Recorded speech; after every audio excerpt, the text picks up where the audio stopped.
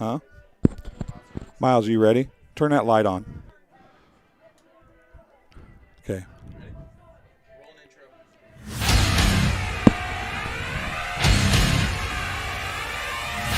Huh? Yeah.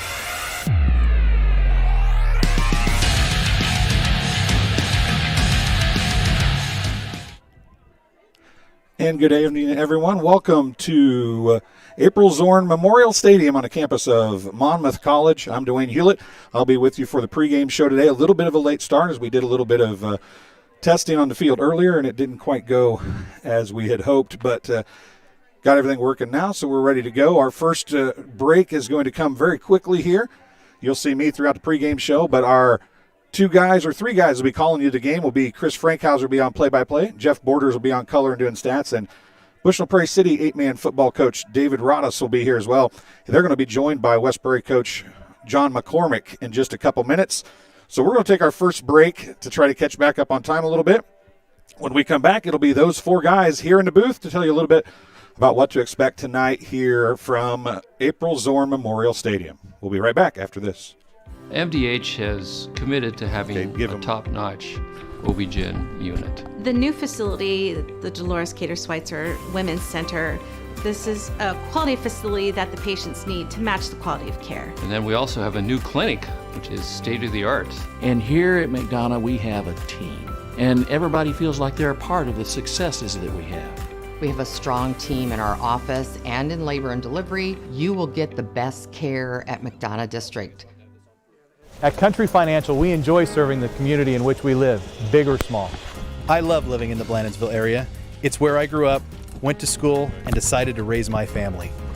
I never had a desire to live or work anywhere other than in a small town. I feel lucky to help my longtime friends and neighbors with their insurance needs. It's like working with family every day. I'm Brett Powell, your local Country Financial representative, whose door is always open to work with you. Okay. I chose physical therapy because I knew I wanted to be in the healthcare field. I wanted to be able to help patients in some way related to more in depth. We get to know our patients, and that's really what kind of sets us apart.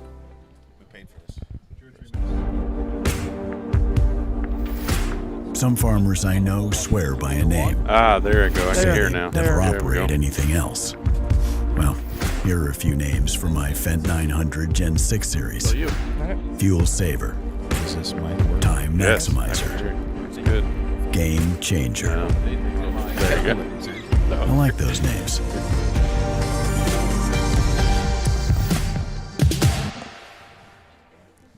And welcome back here to the State 8-man football championship pregame show. Chris Frankhauser, Jeff Borders, and joined by a couple area coaches here. Coach David Rodas from Bushnell Prairie City and Coach John McCormick from West Prairie Southeastern. Thanks for joining us, everybody. Yeah, thank you. Yeah, Coach, you have a little bit of insight here as you guys actually played Polo the first round.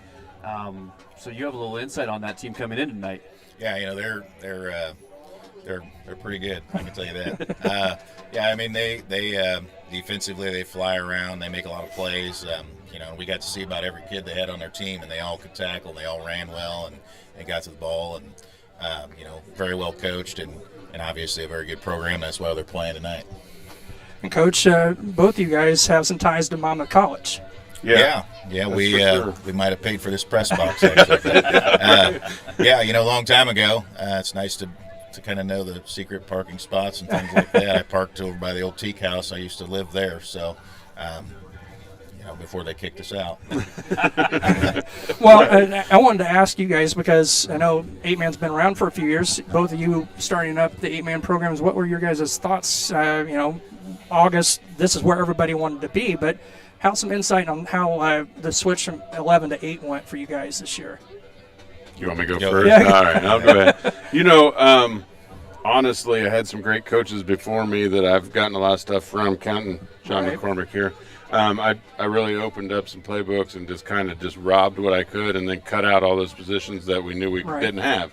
And then tried to see if those would work. And, you know, it panned out to be okay. And I think that we learned a lot throughout the year and knew by the end of the year what kind of did work and what didn't. You know, hopefully I took some good notes to kind of remember that when we come back next fall. But that it's all the same. It's football, and it's exciting, and it's definitely a way to be competitive pretty quick for a smaller team, and that's just nice.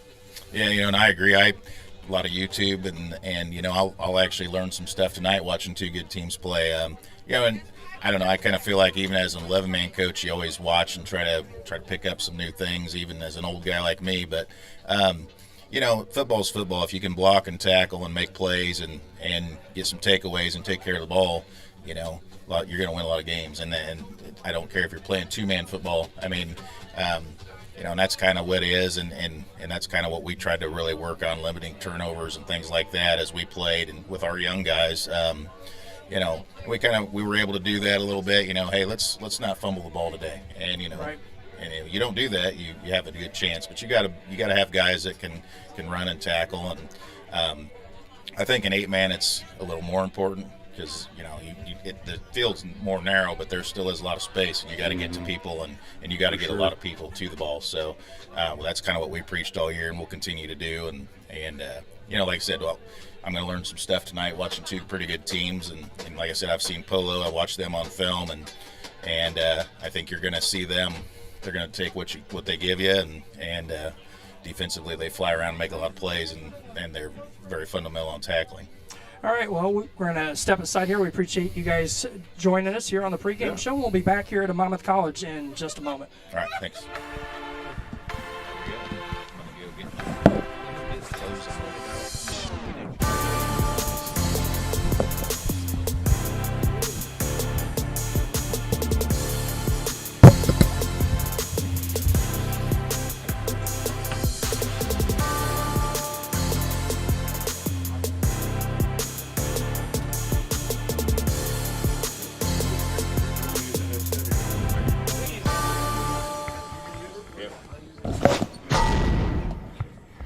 I chose physical therapy because I knew I wanted to be in the healthcare field. I wanted to be able to help patients in some way related to more in depth. We get to know our patients, and that's really what kind of sets us apart. MDH has committed to having a top-notch OB-GYN unit. The new facility, the Dolores Cater Schweitzer Women's Center, this is a quality facility that the patients need to match the quality of care. And then we also have a new clinic, which is state-of-the-art. And here at McDonough, we have a team. And everybody feels like they're a part of the successes that we have. We have a strong team in our office and in labor and delivery. You will get the best care at McDonough District. Run a 15 I became second. a nurse practitioner because I wanted to do more, I wanted to learn more, actually have more hands-on individually with patients. The rewarding part for me is that I get to come to work and learn something new every single day. And welcome back to the pregame show here on TSSR Game Time Live, presented by MDH. Eric Hienefeld from Big Radio is with us. I've known Eric in a different capacity through the years. We'll talk about that in a minute. But before we get to Eric, I want to send it down to the field. We have Jake, our sideline reporter tonight. He's down there with John Burton on the camera. Jake, it's a little bit different field for these teams tonight, a little bit narrower.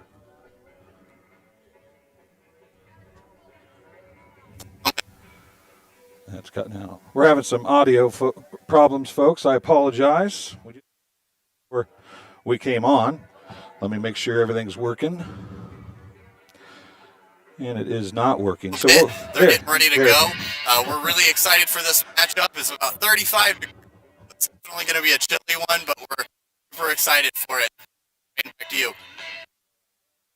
I apologize for that, folks. We had a little audio problem. Right where he's standing, Eric worked perfect 10 minutes ago. We got to turn everybody up here because Eric's on too, so we got to get Eric turned up. There we go. We're having some issues. We're moving people in and out of this little room. We had plans to do this outside, I think it's better in here tonight, frankly. I do too, but it's shuffling people in and out. We can't be as settled as we normally were. But looking at you, you wouldn't expect. You've been doing this radio gig for 20 years with Big Radio, and you do a lot of these upstate schools. You've seen both of these teams. What do you expect tonight? I expect that you're going to see a mirror image of each other. Polo's going to run the ball out of the I formation. A couple of talented guys back there, and Avery Grenoble and Brock Salto. And with Orangeville, you're going to see a wing T sort of philosophy in the 8-man game, and really powerful, really strong, and really experienced teams on both sides. I'm excited for this tonight, and from what I've seen, we've seen a lot of the 8-man teams up north, and we've traveled down this way a little bit non-conference. These are the two best teams I have seen myself, so I'm excited for this. I know a lot of teams. Bushnell played Milledgeville in the opening round of playoffs. Milledgeville, to me, looked really, really good.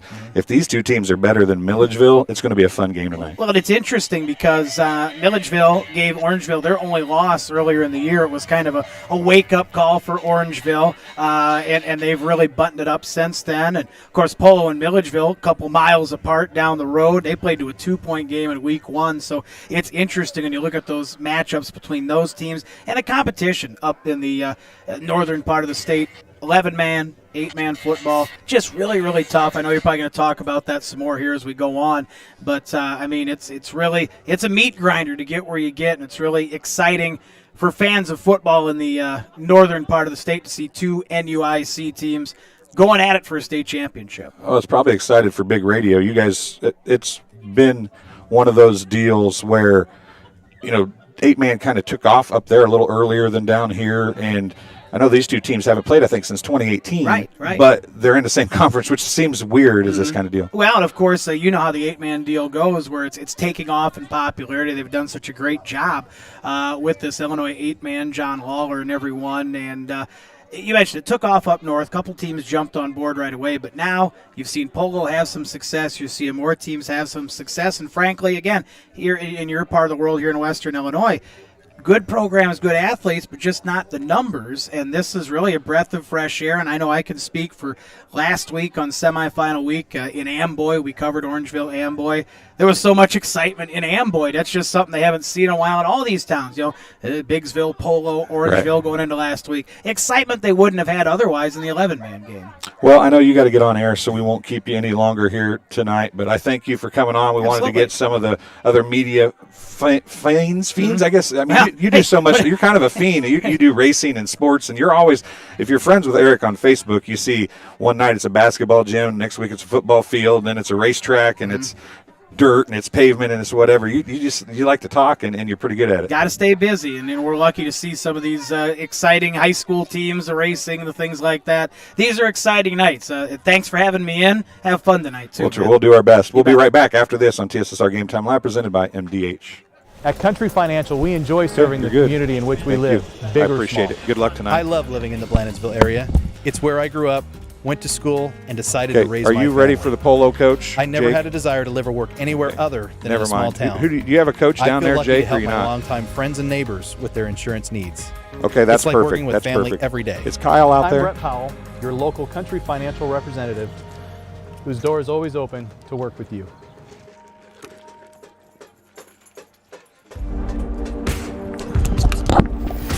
Some farmers I know swear by a name.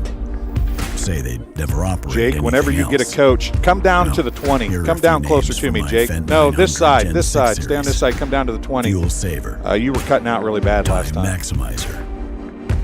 Game changer. Just let me know when you're ready, okay, Jake? When you have a coach, let me know.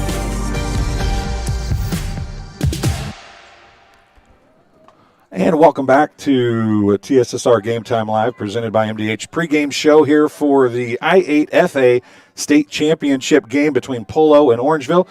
Kyle Kampmeyer, I said that right, correct? Yes, you did. I did, okay. Just trying to practice, Put that thing a little closer to your mouth if you don't mind. So we want people at home to hear you. There you go.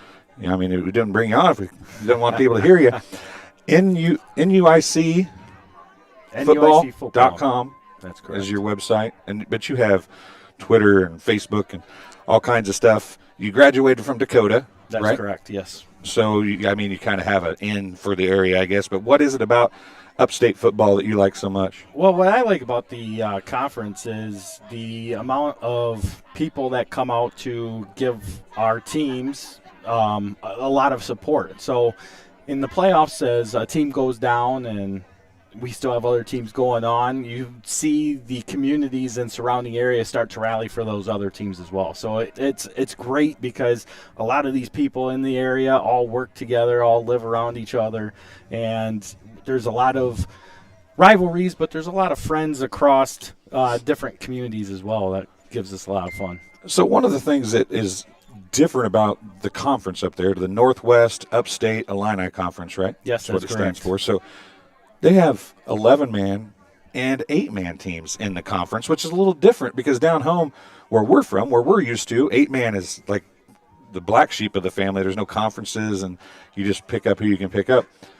They've kind of accepted it, and you can see that it's really thriving up there as part of the same deal. Yeah, it's one of those things where a lot of our schools, we had 5 more obviously join I8FA this year, and with that it's drawn a lot more interest. Obviously on my page I'm trying to drive more of that interest into the 8-man game, and it's been great. It's been successful. We've gotten a lot of guys to come out to games, and it's drawing more interest. It really wasn't set up to be something that we were going to do, but once we saw that we had 7 teams going 8-man, it's like, okay, we got to give coverage to both 11-man and 8-man. And it's been a lot of fun, actually.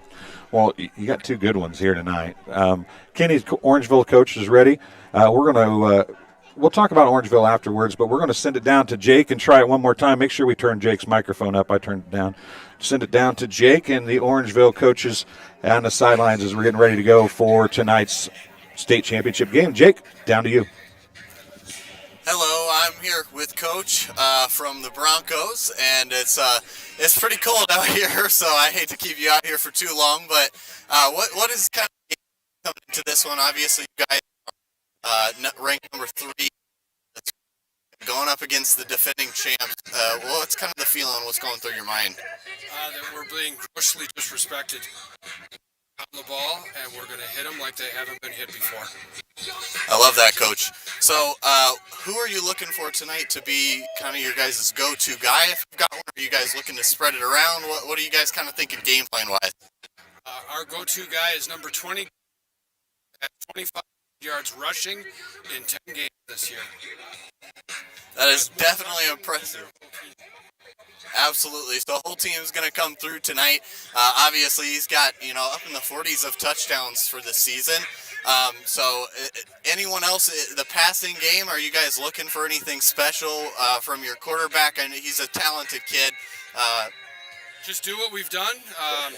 Throw it when we have to. If we don't have to, we won't throw it. Absolutely. Thank you, Coach. We really appreciate your time. Thanks for coming down. Thank you. All right. Thank you, guys. Back up to you.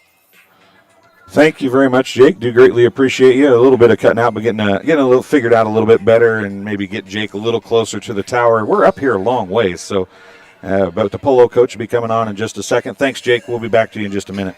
So we're going to hit him in the mouth, and we are completely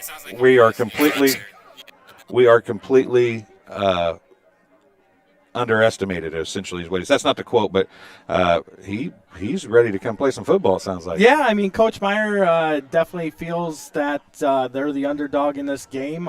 You take a look at what a lot of people are expecting. Obviously, Polo is the defending state champs. Bring a lot of experience to the 8-man game, whereas this is Orangeville's first year in 8-man. And as far as wanting to hit him in the mouth, that speaks to how probably we're going to see both teams actually come out in this game. Both are going to want to play physical, and they're going to want to play football the way that we play it up north, and that is run the ball right at you with a lot of power. Well, one of the things that this reminds me of is back in the day, Northwestern La Harpe and Carthage played in a state championship game, and they're literally in the same school district now. Half of the Northwestern La Harpe is in the same with Carthage now. So really close together. They played a freeze bowl, and I mean, there's a huge history, and they go to ISU or Champaign to play. It's that same kind of feel here. I mean, these teams there's probably people like each other, but today they don't like each other. They want to kick the crap out of the other team today. Oh, yeah, there's definitely that going on. These two teams didn't get to play each other in the regular season. So really, the last time they played each other was back in Week 1 in 2018, where Polo came back. They were down 16 points in that game with about 15 minutes left. Polo came back and won it, and it actually helped propel Polo to the playoffs that year. Orangeville also made the playoffs that year back in Class 1A. So this is the first time they've met since then. So there's a lot of back and forth going there, and there's a little bit of unfinished business there from the 2015 season still that the Orangeville side especially wants to take care of. Well, the cool thing about these two teams is there's history, 11-man history, and there's 8-man history, and it seems like the towns and the teams haven't had any drop-off. Just the only thing different is there's a little bit narrower field and a few less guys on the field. Yeah, pretty much. I mean, we just saw Orangeville in the Class 1A playoffs here in 2019. They had to go into Chicago to play Hope Academy, who was a heavy favorite in there.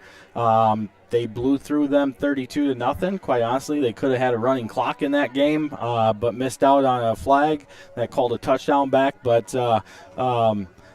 definitely showed that they were able to compete at the 1A level in 11-man football. But due to numbers and declining enrollments coming up through the ranks, they made the switch over to 8-man. Polo had the same issue. They were going through a little bit of deficit in numbers. Obviously, now they got 38 kids out, which is great. So, I mean, moving to 8-man definitely helped benefit them as far as getting the program to a more successful level than what it already has been, and getting the interest level back up. And, I mean, you got 20 kids on that field that are freshmen and sophomores right now for Polo, so that's pretty cool. One of the things that it seems like upstate schools kind of took to 8-man football and were freely willing to try it. It seems like downstate teams have not. They're all in kind of, a lot of them have been in denial almost, not wanting to be an 8-man team. But I'll tell you what, this is the first year that we really got to watch 8-man football. It's a lot of fun to watch. It is a lot of fun. I think that there's a lot of naysayers still across the state as far as what 8-man football is. They don't see it as real football. But I'll tell you, watching the games, and if they watch the game tonight, you're going to see some good power football. It's going to be a great ball game. I'm really anticipating a close game. And it's something that is going to be very exciting. One of the things I was talking about earlier tonight with somebody already was trying to plan defensive schemes for 8-man football is a lot harder than it is for 11-man. And that's part of the reason why it opens up more scoring opportunities, but at the same time, it creates another level of excitement, too. The cutback lane is the thing that I've noticed being, if you're fast or have vision, or have vision, you can find a lot of cutback lanes in this 8-man football, and that's where a lot of scores come from. And that's just it. If you can get that one blocker to the second level to cut off the corner, you're wide open if you got enough speed. And you got to be able to plan for that, and we're going to see two different defensive schemes here between Orangeville and Polo. Polo likes to run more of a 4-man front, Orangeville a 3-man front. We'll see how the game goes on and see what kind of changes that they make to combat each other. Well, let's take a real quick break. We'll check in with Jake while we're on break, and we'll come back in about 30 seconds here on TSSR Game Time Live, presented by MDH. We're always moving. Hey, Jake. Have you seen Polo's coach yet? We're Have you always seen moving Polo's coach yet? forward. What time is it? But forward can sometimes look a little backwards. Or like circles. Okay, they asked us and said he was coming out at 6:30, so he should be coming your way. You might have to go over and find him and bring him over here to this side. I told him it'd be around the goal line. So that you need to bring him back down here to where you were to get good audio. Okay. It's hard to stop a train. Dry needling is where you insert a filiform needle into Let us a know muscle, when you're a ready. I'm tendon, going to be a back on air ligament, here. sometimes a bone, and it promotes blood flow and circulation 5, so that 4. it heals that particular painful area. And welcome back to April Zorn Memorial Stadium here on the campus of Monmouth College in Monmouth, Illinois, the I8FA State Championship game. I'm Dwayne Hewlett, Kyle Kampmeyer, alongside here as we kind of work through the middle sessions of this pregame show as we're waiting for Polo's coach to come out now. And while we wait, what do you expect to see out of Polo tonight? Well, Polo's going to hit you with a lot of power run. They're going to bring the game with the running game with Avery Grenoble and Brock Solto, and they're going to try and hit you in different facets in that route. And they're going to keep doing it all game long. I mean, what was seen back in 2019 really hasn't changed much here in 2021.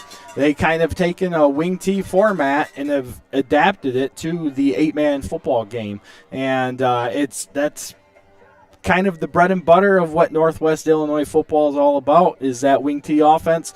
Both these teams are going to run it to a degree at the 8-man level. And, Solto and Grenoble are very hard hitters. Grenoble's the fullback, Solto's the halfback. So they're going to try and get Grenoble going up the middle and get Solto to the outside on off tackle. Well, you might have heard the cheering. We're on the Polo side, the home team side, and the Polo Marcos have walked onto the field. There's different ways of thinking when you come on the field, right? You can run on the field and be real excited. Polo's like, we've been here before. We're walking on. We're under composure. We're going to do our thing, and that's how they're walking on the field right now. Yeah, that's what they do. They're very, very sure of themselves. They take a lot of pride and confidence in what they do on a regular basis. So it looks like Jake is down there with Coach now. So we will let him walk a little closer to us so we can get a good audio feed from him, hopefully. And John is going to put him on camera, and we should be good to go. So we are going to send it down to Jake right now as he's got the Polo coach with him.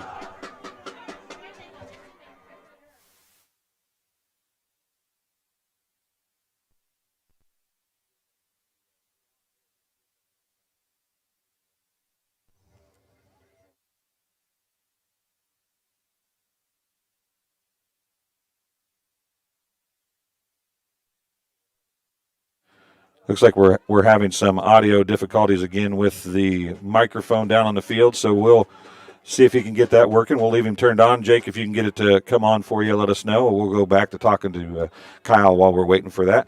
Kyle, it looks like a little bit of audio problem, and I don't know why we're having the audio problem. It works 1 second and doesn't work the next, but his mic is not even there. It came on, I think. Nope. His mic's not coming on. So not sure what the problem is. We apologize, folks. First time we've used this setup. Our other issue didn't work, or our other plan didn't work as well as we planned earlier tonight. So we'll see if we can't get something to work here. Jake, if you can get that to work. I think you're on now. You are on now, Jake. Go ahead. You got to face the building, Jake. Face the building.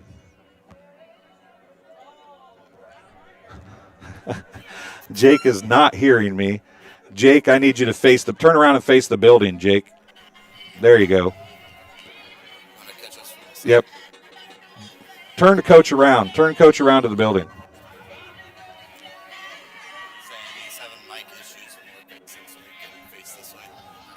There you go. Sorry about that, folks, but Jake's got him now. Go ahead, Jake.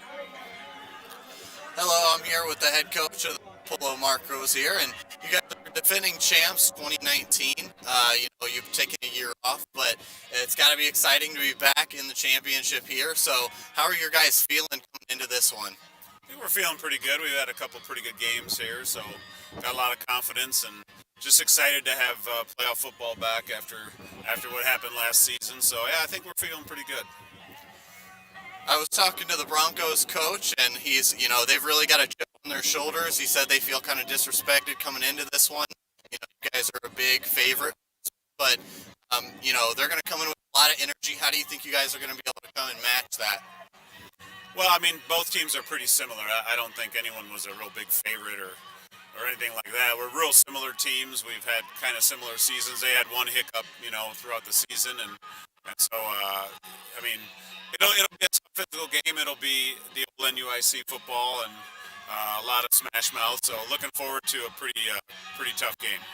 Speaking of NUIC, you guys are obviously going for that smash mouth football. How do you think that's going to come into play here between two of these tough teams? Going back and forth at it. What are we thinking here as far as the game? How do you think it's going to go? Well, I think whoever can control the line of scrimmage will have a huge advantage. very good offensive line and defensive line. We have a pretty good offensive line, defensive line. So if one team can run the ball more effectively, that will be a huge advantage. Absolutely. Well, thank you for your time, Coach. I really appreciate it. And we will send it back up to you guys up in the press box. All right, thanks, Jake. We are. Thank you very much, Coach. We are still working out the bugs. Next time we do this, it'll be a little bit better. Hey, gotta make it one step at a time. Yeah. Well, I'll tell you what. You heard what he said. A little different mindset or feelings portrayed from that coach than the previous coach. Oh yeah, and that's the difference. Coach Alston has been doing this for a long time. This is his first time coaching Polo in the 8-man ranks, but he's been the Polo head coach before, so he's got a lot of experience under his belt. He knows what they're up against. Obviously, Gunnar Lobdell enters this game as a 2,000-plus yard rusher for the Broncos, so they know that they have their hands full, whereas with Polo, you got Avery Grenoble and Brock Soto both have over 1,300 yards rushing. So they kind of take a 2-power attack to Orangeville's 1 power attack. So it's going to be interesting, to see. He's not wrong. Line of scrimmage is going to be the key to this game. Well, Kyle, I will let you get out of here. We're going to try to get John Layler on here to talk about I8FA a little bit. I do greatly appreciate it. Never met before today. Yeah, absolutely. I just messaged you on Facebook and said, hey, you want to come and talk to us? So I greatly appreciate you helping us fill some time here as we had some audio issues. But it is great to have you. Hopefully we'll do this again, and we'll have you back with us again next year. Absolutely. I appreciate you having me on. Thank you. You're very welcome. We'll be back here on TSSR Game Time Live presented by MDH right after this. MDH has committed I need you to to be ready in about 15 minutes for the last chance before the game. Hey guys, you're going to have to be down here close to 30. And Jake, when you're talking, you're going to have to be facing the press box, which is state of the art. So when you're talking, you need to face the press box. John, you'll have your back to the press box. And everybody feels like they're a part of the success. So whenever that way we can. That way we can hear what is actually saying. When you're faced away, you're blocking the signal. These windows and stuff are just apparently too much for the signal to get through. We're always moving. Okay, John.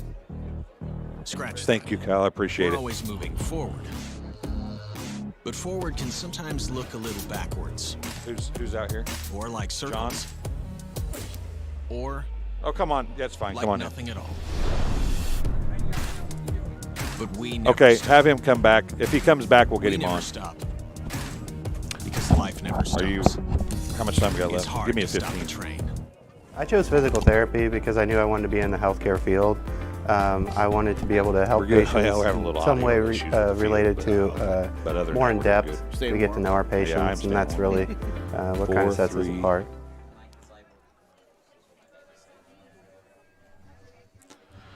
All right, welcome back to TSSR Game Time Live presented by MDH. We have Nathan, the SID, and Believa? Correct. Believa, okay. I hadn't ever actually asked you. You got it off the first time from Tuesday, right? Yeah, well, yeah, I hadn't. I heard you say it, but I was like, man, I don't remember. Yeah, I probably said it really fast. Yeah, so. The SID here at Monmouth, a lot of fun for you guys, I'm sure, hosting this deal. It is. It's my first time. I started here in March, and I know they had it here in 2019, and everybody talks about how great it was and how much fun they had working it and having it here. And I know it's been a lot of fun just being around the last hour and a half as the buses started to show up and the fans started to roll in, and they're finding places to talk. And anytime we can bring people on campus from around the area and around the state is a great thing. So getting to showcase this facility, letting them be able to see other places around campus, the other buildings, the dorms that are right behind us, and the other buildings on campus is a great thing. That's one of the things that people drive through Monmouth a lot on 67 or 34 or whatever they drive through. You don't see a whole lot of Monmouth. Not to be mean, but the part of Monmouth you see from 67 34 isn't the nicest part of Monmouth. This is a really beautiful campus. Yeah, thank you. It is, and you're right. I started in minor league baseball, and so we would go from Peoria to Burlington all the time. I mean, that was our closest trip. We went there, 8, 9, 10 times a year for the last 15 years, and we just zip right through Monmouth. And you see the hotels, and you see County Market, and you see the fast food places. And then I moved. I came up here and checked it out, and moved here to work here. And then you see all the really cool things that are here. This campus, the high school's got a really nice area. area over there. You see the downtown, which is awesome, and all the stuff down there that they've got going on, and it makes for a really cool town. And then it all comes together in the summer. There's a couple different events that they got to do again this summer after missing it for a year. So being able to do that, to see all of that, and to be part of it's been a lot of fun for me over the last 9 months. Well, you sent me a little bio of the things that you have done. You've done a lot of different things through the years, and you went to Marquette to school, Yep. and I think it was Florida you went? Florida, I went to Florida for grad school, yeah. So how on earth does a guy that does that end up in Monmouth, Illinois? Yeah, I've been working in sports all over the place for the last 20 years, and I was in minor league baseball for a long time. But when I was in minor league baseball, I was still doing high school sports with a bunch of different outlets, Illinois State, soccer and baseball and some stuff over there, some things with Bradley and Peoria and Western Illinois, and then COVID hit, and all of a sudden you don't have high school sports for a year, you don't have college sports for a while. Minor league baseball completely shut down for a year plus, so that you start to reevaluate things, right? When that happens, you reevaluate your career, you reevaluate what you're doing, what makes you happy. Minor league baseball's a grind. I mean, you play 140 games in 152 days, and for us, those are all 16, 18-hour days. I go on the road with the team, and it's a grind. I'm older than I was when I started by 18 Right. years, Right. and it's just like, all right, what needs to be next? And instead of going back into that, a lot of things changed with COVID too. The way things worked, the amount of money teams had that they were paying employees, or how many employees they were having on staff, who was going to be full-time and seasonal. Those things changed. Everybody had to change, and that's what I did. I started looking for other things to do. A lot of people recommended being an SID to me because I love stats, I love writing, I love talking and broadcasting, and it rolls all of that into one. And there happened to be an opening here because Dan Nolan, who'd been here for the better part of 2.5 decades, retired at the end of 2020. So there was an opportunity here, and it just was a perfect world for me. And I get to be up here with all these great coaches that have been awesome to work with, and we've had some success. We had some success in the spring. We've had some success in the fall on the field throughout different sports, and now we're into basketball and getting going there. And the women are off to a 2-1 start, which is great. The men are about to play tonight over at Wartburg in a tournament, and it's just been fun to do. So let's talk about Monmouth College a little bit. The local people know that you have football. I think they know you have basketball and volleyball. But this is it's a college, and it's Monmouth College. Yep. But you have everything a university offers almost. We do. it We have 20 sports right now, and track and field's been the most successful throughout the years. Winning conference title after conference title. Football. You're right. People talk about that, and they, we've had a lot of success in football. The women's basketball team went to the NCAA tournament in 2020, the last time they had it. Women's soccer went in 2019, which until a month ago was the last time they had that as well. So success on both of those. Our volleyball team just made the conference tournament for the first time in 9 years. So, they're doing well. Baseball's been fantastic. They've been to the NCAAs in the last 5 years. So, there's a lot of success throughout. We just had a couple All-Americans in track and field. Hopefully we'll again, this year coming up. And, we've got these facilities. People will see April Zorn out here tonight, which is a great facility, the Huff, where we have volleyball and basketball, swimming and diving, and also our indoor track is just a great facility too. That's as good of a facility as you will find in Western Illinois. Yep. And when I say Western Illinois, I mean from Peoria west, from north to south. Yep. I mean, it is a beautiful facility. It's great in there. The gym's awesome. I haven't done indoor track yet. My first meet with that will be in January, but I know just from watching inside the field house how practices go, that's just a great facility. It gives all of our student athletes everything they could need. They can work out in there. There's the weight room. There's everything with the field house. Our teams can go indoors with bad weather. Soccer can go indoors and practice. Tennis can go indoors and practice. And obviously you got basketball and track and everything in there for them to do as well. It gives them everything they've got there. Our baseball and soccer facilities, which are right as you come into town, they're on 67, are relatively new and in great shape. And the softball field has been getting some work on it the last couple years, and looks great and plays great as well. So it's a great place with some awesome facilities. Well, we were going to talk to John Layler. He's down on the field making sure everything's working for the coin toss. The field, Mike. Yep. Hopefully they don't have the same problems we've been having with ours. It's the cold. We'll blame the cold. Monmouth College's football coach, Yep. doing the honorary coin flip. I know that we had a couple coaches on earlier from the area. Both played Monmouth College football back in the day. What can you tell us about the football team and the stadium and everything else that's here? Yeah, football's been the bread and butter, and Coach Braun's been a big part of it. He's been here for more than 20 years overall, first as defensive coordinator and now as the head coach since 2015. Has gone to the tournament 3 times, and they've had a lot of success. And unfortunately, came up 1 game short this year and losing to Lake Forest, so finished in 2nd place in the conference instead of having a game tomorrow in the NCAA playoffs. I'm sure that's where Coach Braun would like to be right now. Right, is up in on the road and playing a game. Lake Forest from our conference is in Minnesota to take on St. John's, but that's where we went this year, just 1 game short, and fell them at home. But a Saturday here is awesome. We had 5 of them this year. It was great to be a part of that, to have a lot of fun. Turkey Bowl and beating Knox for the 22nd year in a row, and having a jam-packed house on homecoming with the Hall of Fame stuff and all that was just great. I mean, this place on a Saturday with the tailgates going, people don't think about that. Division III teams, you still got the tailgate, you still got the whole atmosphere, you still got all the chanting and when the players take the field or on a first down. It's kind of a combination of the high school game and the Division I game, where you get both, because obviously all of our players were very good in high school, so their parents have been going to those high school games for 4 years. So you still get the, chance when the PA guy says first down and they yell out something, and you still get all of the the high school atmosphere that we'll see here tonight, that we see throughout the state, all fall. But then you also get the things that you can do with a little bit more money in a bigger school and things like that we have here on the Division III level. Looks like we should be getting ready for the coin toss here in a couple minutes. Couple things about tonight's game. A little different tonight than normal. You guys do free admission here for football games, don't you? Yeah, it's $5 tonight. Not just for football, but for everything. Right. And that was different for me. I come from minor league baseball, where you got to make the money. You need the butts and seats, but you also need the $14 a ticket or whatever it is at different places in minor league baseball. So for me, the focus was always on everything that was on social media or the website or going out to the media.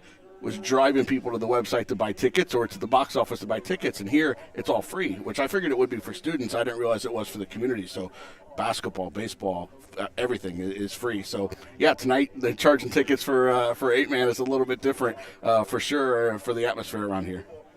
Yeah, they are doing the coin toss now. This is an important part of the deal. Is this the state tournament? They always do a coin toss, but they do it a little different. The cool thing about this, Coach Braun's out there to do the toss, but did I hear right? Monmouth College is not charging the I8FA anything to be here. Is that correct? I don't know, but that's what I was told. It wouldn't surprise me if that was the case. So.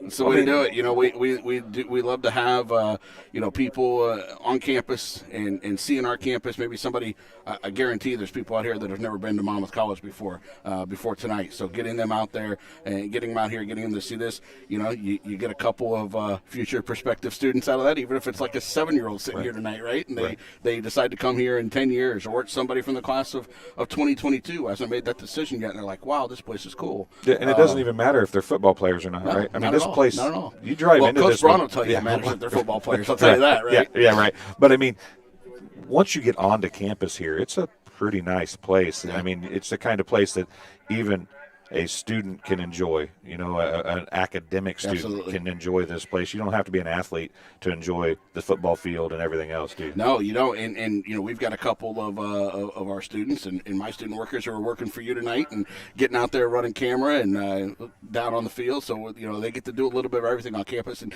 you don't always get that if you go to, say,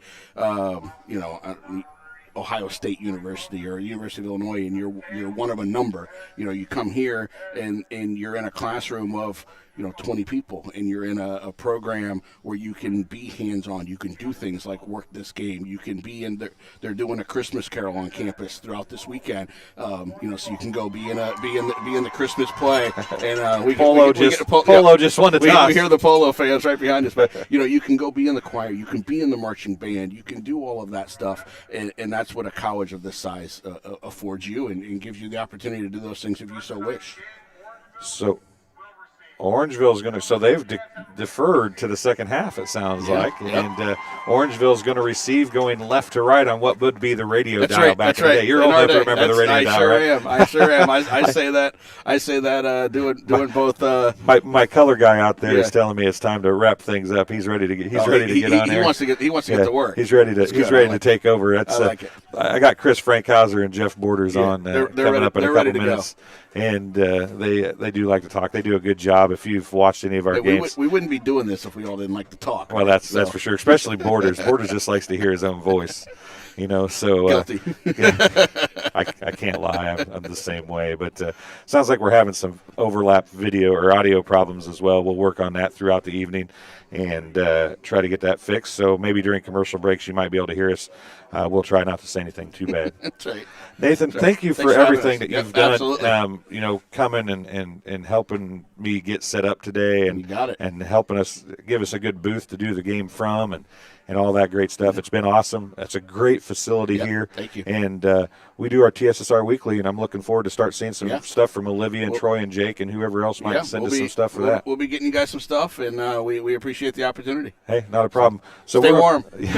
I think I want to hide out in here as much as possible. Right? I know. I let my nephew Miles is behind the camera, and usually he has to be up on top out in the cold. Tonight he gets to stay in the warm. So he's loving life tonight. That's right. Doing a little jig behind the camera, as a matter of fact. So we'll take a break here on TSSR Game Time Live, and it is game time on TSSR Game Time Live presented by MDH. When we come back, it'll be David Rodis, Jeff Borders, and Chris Frankhauser in the house.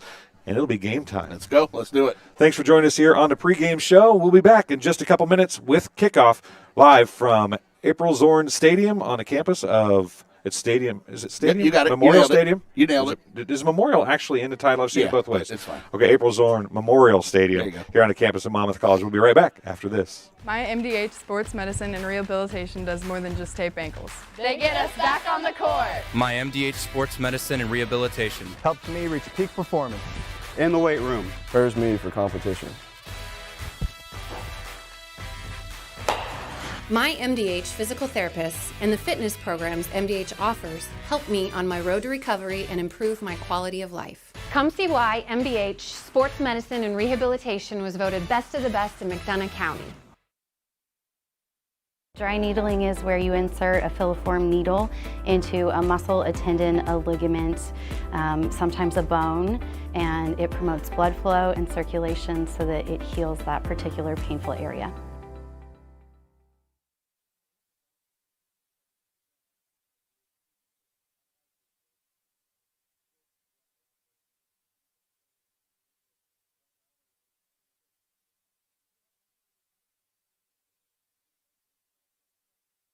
Quirks and issues as we went along, but I think it's been pretty good, and we're super excited to be here. I'm excited to have you guys here. This is great, and another great night, and pretty good crowd, and the kids are fired up down there. I could tell being down on the field. So. Yeah, no snow. I heard a couple years ago there was snow. Oh, man, when we were down here the first year, it snowed, and it was cold, and the wind was blowing about 60 miles an hour, so, yeah, it was rough. Let's talk about I8FA, Illinois 8-Man Football Association. You're the president. Yep. Why would you do something like that? First of all, but tell us about the about the deal. I had a lot of coaching buddies ask why too, and they thought I was nuts. And I said, guys, I can see this coming. Our little town, our little program, we were losing numbers. We had to save our football program, and I wasn't the only one. And I could see other towns with the same thing. And I said, we got to start something. So we started playing 8-man football probably 8-9 years ago in JV level. And then we kind of switched over to it, and we brought a few more schools with us, and finally we got together and started a league, an association. So it's just blown up from there. It sure has, and it's still growing a little bit. I had 2 calls this week. We've got 2 more new schools for next year. Harvest Christian and Cambridge called me this week, and they're going to come. So. I've heard there might be a few more down where we're from, too. There probably will be. Yeah, I just can't say yet. I've heheard 3 to 5 more. So yeah. I heard 5 different names talked about. Only one of them was what you said, so there could be a few. I mean, I don't know anything for sure. I'm from the area, and you hear talking. A lot of questions, and obviously it's a big decision. It takes school boards and that to make those right decisions for their community. But yeah, I think we should be around 28 probably next year. We're going to lose 1 or 2, and maybe we'll have 1 or 2 go back to 11-man, but it's going to grow. It's not going to go away. Well, John, thanks for taking a minute to talk to us. All right. Thanks for taking the walk down the field. Thanks for coming down there. Thanks for we'll be coming. back now with Jeff and Coach Rodis and Miles and Chris and everybody right after this on TSSR Game Time Live, presented by MDH. Some farmers I know swear by a name, say they'd never operate anything else. Well, here are a few names for my Fendt 900 Gen 6 series. Fuel Saver, Time Maximizer, Game Changer. I like those names.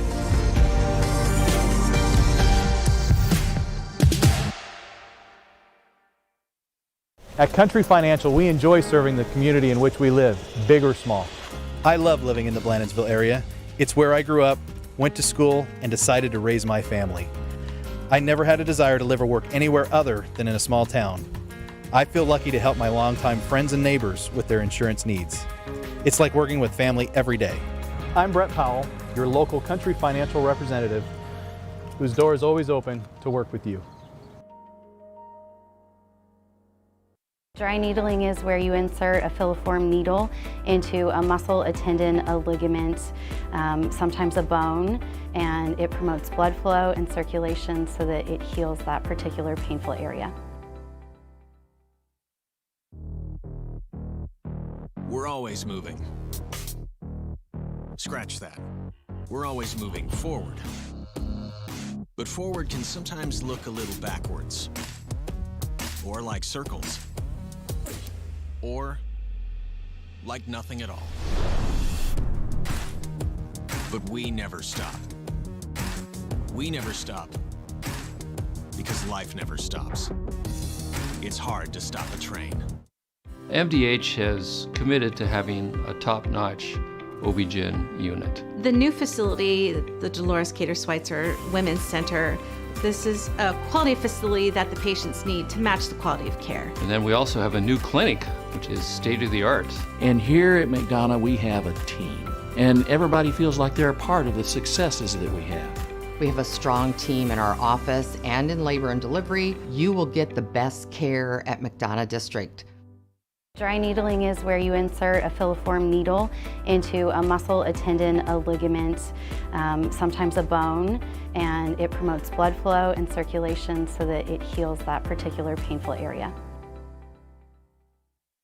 My MDH Sports Medicine and Rehabilitation does more than just tape ankles. They get us back on the court. My MDH Sports Medicine and Rehabilitation Helps me reach peak performance. In the weight room. Prepares me for competition. My MDH physical therapists and the fitness programs MDH offers help me on my road to recovery and improve my quality of life. Come see why MDH Sports Medicine and Rehabilitation was voted best of the best in McDonough County. And welcome to April Zorn Memorial Stadium here on the campus of Monmouth College, as we are just about set to get this 8-man Illinois football championship underway. Chris Frankhauser and Jeff Orders here at Monmouth College this evening. And Jeff, this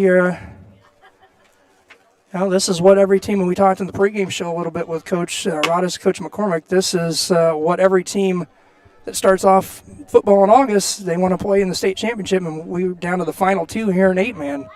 Yeah, this is where you show up week one of practice for those 2 days, and the end of the dog days of summer is to get yourself to this title game right here.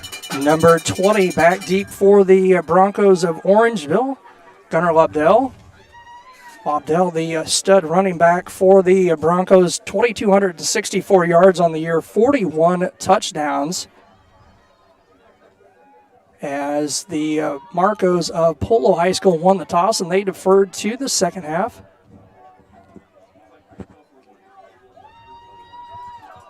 Ball on the tee. And we're underway. Little squib kick going to be fielded by one of the upmen for the Broncos, number 25, and he's going to be immediately run out of bounds by number 23, Kaden Webster. And the Broncos will start 1st and 10. See where they're going to mark it at about the 38-yard line.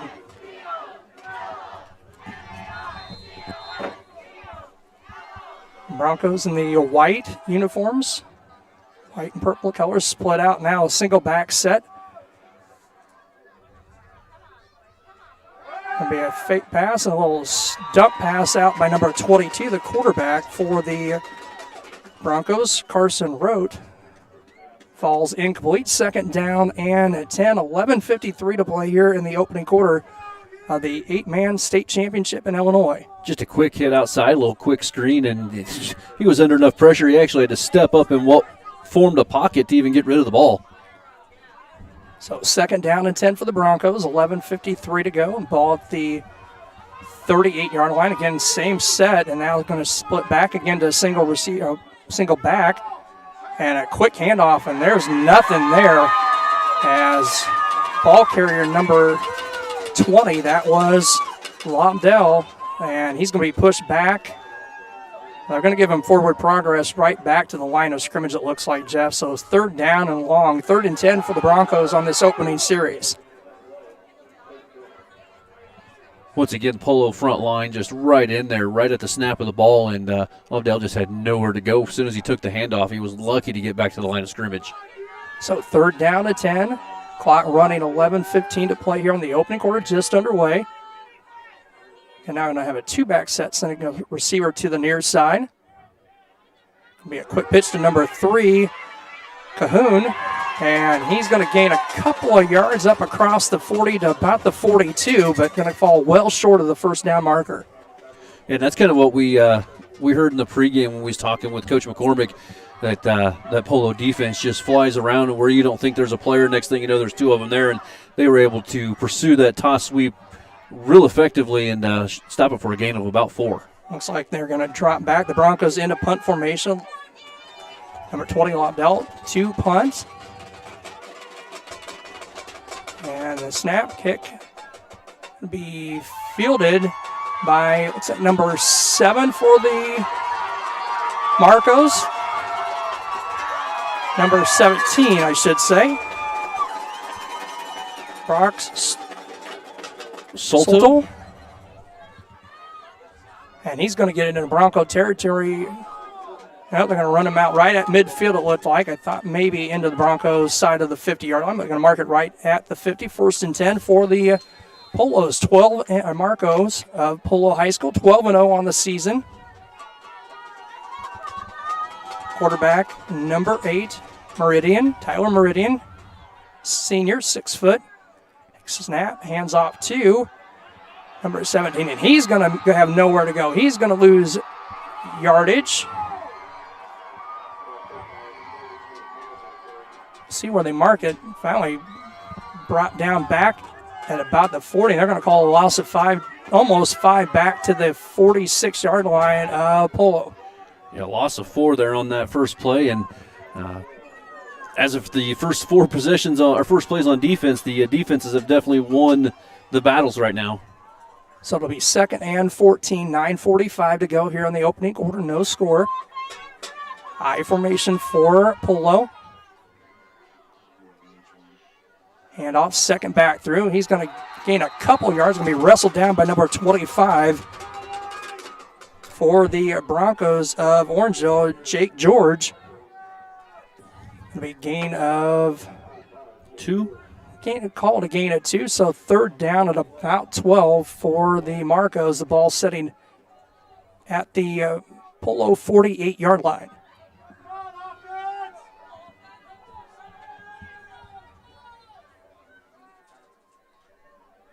Orangeville coming into the contest 11-1 on the season, or through the regular season and playoffs. In motion, that's number 17, Soltol, and not much there again. Lucky to get maybe a yard on the play. Looks like number 20 on the carry for the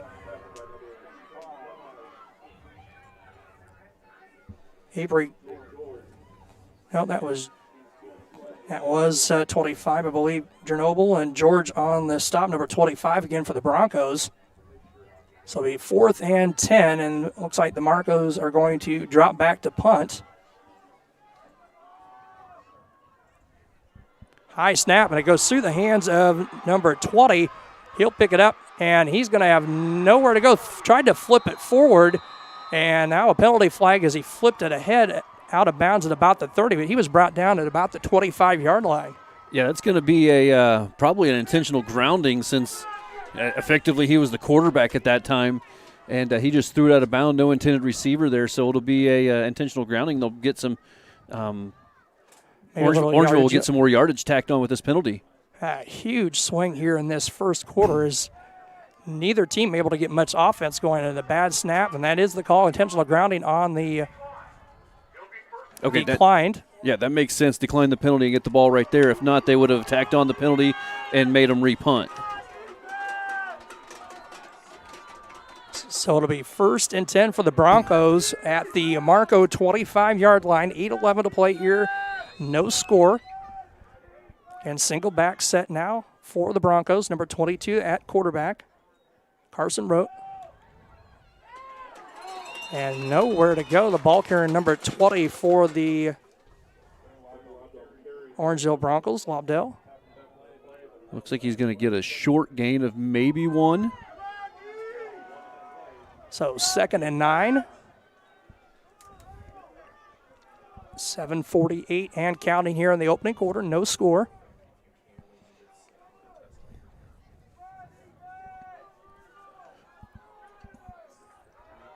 And 2 back set. Hand off to number 3, Braden Cahoon. And looks like a minimal gain again of maybe a yard or so. Yeah, it looks like they're going to just be another 1-yard gain, and it's going to bring up a 3rd and 8 now for the Broncos. 7:10 to play here in the opening quarter.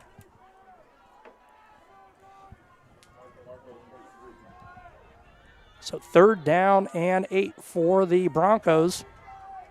Single receiver set, 2 backs behind in the backfield. Okay, now the quarterback's going to keep it, and he's going to spin probably one of the bigger, that is the biggest offensive play probably of the night by either team. He's going to gain about 4 on the play and bring up a 4th down and about 5 for the Broncos at the 20-yard line of the Polo Marcos. Yeah, give him a gain of 3 on that one, and he's actually going to be shy of 1 yard as Cahoon had a 4-yard run in the first possession. Yeah, just not much offense here through the first half of this opening quarter by either team. So a 4th down, and we'll call it 5. 2 receivers far side, single back set in the backfield. Dropping back to pass, looking, firing across the middle. Got a man. Oh, nice pass defense by number 17 for the Polos, Brock Soldel, and it'll be a turnover on downs to the Marcos as they survive a big, costly play on special teams and hold the Broncos off the scoreboard. Yeah, there was a 25-yard change of possession there from the bad snap. They gave the Broncos great field position to start almost in the red zone. Only able to muster 5 yards on that offensive possession. They're going to turn it over on downs now. Polo will get their second shot here in the opening quarter of the contest. So 1st and 10 for the Marcos of Polo High School. Ball at their own 20-yard line. 6:11 to play here in the opening quarter. Quick pitch to the far side. That looks like number 20. And again, this Orangeville defense keying in, not much of a gain at all. They're not even going to move the down mark on the far side. 2nd down and 10 for the Marcos. 5:50 to play here in the opening quarter, and still no score. They say defenses win championships, and right now these defenses aren't giving up anything. This is about as stout of defensive quarter of football I've seen all year. So 2nd down and 10, 5:30 to play. Meridian under center for the Marcos. Hand off second back through. Finds a little bit of running room this time, up across the 20 to about the 23-yard line. Give Granola a gain of 2 on that one. They're still going to bring up a 3rd and 8, though, Chris. As we're nearing the 5-minute mark of the opening quarter, and I don't know about you, Jeff. I kind of thought maybe we'd see a little, at least early on, it's been the defense has been outstanding for both squads. right now both teams have had two possessions. We have not seen a first down yet. High back set, 3rd down at 8 for the Marcos. Head off and up across about to the 25, maybe a yard and a half or so on that play. I'm going to give him a gain of 3 as he did get it up there to, like you said, the 25-yard line. That's going to bring up a 4th and 5 now for the Marcos. Clock running, 4:24 to go here in the opening quarter of this 8-man state championship contest. The Polo's coming in, I guess, as the de facto defending champion since we didn't have an 8-man championship last year. They were the winners back in 2019. So back in punt formation, 4th and 5. Looks like header snap this time. And a little line drive and over-end kick going to be fielded on a bounce across by number 3, Cahoon, and he's going to get across midfield and be wrapped up at about the Marcos 45-yard line. Yeah, they're going to mark it just inside the 45, but the 44.5-yard line, it looks like. And, you know, he took that line drive punt off one hop, and it looked like he might have had some room, but, man, just Polo down there to cover real quick and nowhere to go. So we'll see the Broncos offense back on the field here with 3:53 to go. First quarter, 1st and 10. They're going to mark it at the Marco 44-yard line. Single receiver near side, 2-back set. The late handoff to number 20. I don't know if you want to call that a counter or a cross buck. What we're used to seeing out of the offense, we usually call it 4, but it's still just going to go for a short gain of 1. Going to bring up a 2nd and 9. Lobdell on the gunner, number 20, a junior, 6 foot, 180 pounds. 2nd and 9 for the Broncos. They're going to come out again. Single receiver far side, 2-back set. Quarterback is Carson Rote, number 22, and it's a keeper. And he's going to gain a couple of yards, get it close to the 40-yard line. Going to be a little bit short, probably marked at about the 41, a gain of 2. I tell you what, number 20 for the Marcos, Avery Grenoble, just comes in out of nowhere, just shot the gap through, and there was a lot of running room, it looked like, there on the other side, but he was able to come in and wrap that up and keep it for a minimal gain. Jeff, I'm impressed by both sides. Not some real big kids. Grenoble only 5'10", 150 pounds, and they're laying the wood down there on defense. Orangeville going to come out now, send 2 receivers to the near side, single back set. Hand off, and going to be short of the first down, a gain again of about 2 or 3 on the play. Grenoble in there once again, cutting him down at the legs. That, you know, you can't keep running when someone takes you out at the kneecaps. So it's going to set up a 4th and about 2 for the Broncos at the Polo 37-yard line. Jeff, this first quarter flying by here, 2:05 to play. And they quickly played first quarter, no score. Orangeville going to split a receiver out far side, 2-back set. Hand off, and going to be enough for the first down. And big play that time on 4th down for the Broncos. It's going to get it down to the 30-yard line. And the first down by either team here on this championship night. Gain of about 7 there on the run. Yep. I believe that's actually the longest offensive play of the contest right now, and it's also the first down of the contest. So 1:30 to go. 1st and 10 for the Broncos. The ball at the Marcos 30-yard line.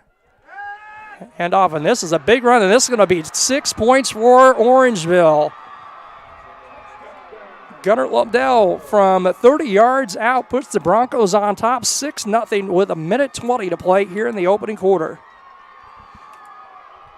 You know, you don't get 2,500 yards rushing on the season by, sticking with 1-1 and 3-yard gains. You know, it was only a matter of time before he was going to get a seam and what he could do with it. And right there you saw him pop through that seam and just use the speed and get it to the end zone. And we're going to get a PAT attempt. The holder, number 10. Number turned away from me, so I can't make it out. High snap. Kick is down by number 70, and it is up. And it is good.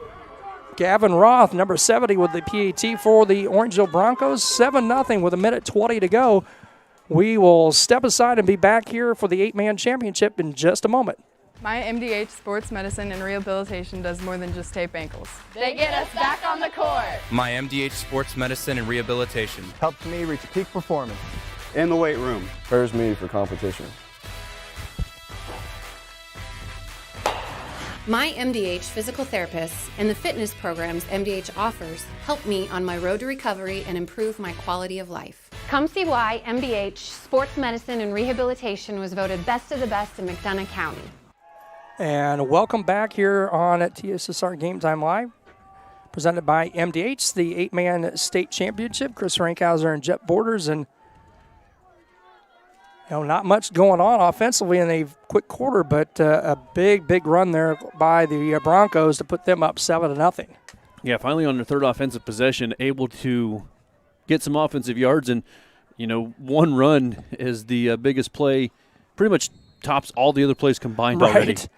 So a short little pooch kit by Ruff. It's going to go out of bounds. And it looks like it's going to be out of bounds like right about the 36-yard line. So, you kick it out of bounds, they get to 35, might as well just kick it for that sideline now and prevent their return man from getting a chance at it. And with both of these squads with the running back and running attack that they have, they're going to decline it too, Chris. Make them kick it again. And I'm not surprised with the offensive weapons and the returners that both squads have that we're seeing this, that nobody's willing to kick it deep and put it in the hands of the fleet-footed returners that both squads have. And this is something you don't see very often. It's like, nope, line it up, make them re-kick it. So let's see. Roth will tee it up again for the Broncos. 1:20 to go here in the opening quarter. Again, Broncos just getting on the scoreboard, and this more a little line drive kick that's going to split both returners for the Marcos and go all the way down to the 5-yard line, picked up by number 17. Bouncing off one, breaks a tackle across the 20, 25, finally brought down to about the 25-yard line. That was number 17.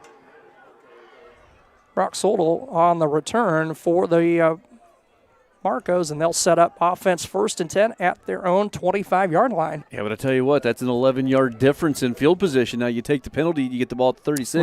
Right. He just kicks it over both their heads, and now you're starting at the 25 instead of the 36. So it'll be 1st and 10 for Polo. The man with the binoculars to my left, it doesn't seem like it, but we are quite a ways away from the actual plane service here at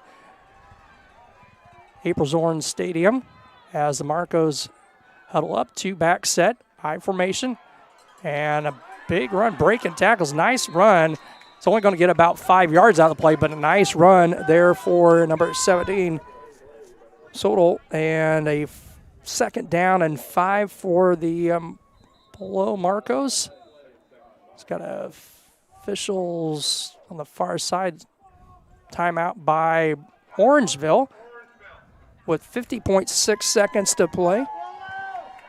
We'll keep it here for a moment as proud to be able to bring you this 8-man state championship contest. And between the Marcos and the Orangeville Broncos.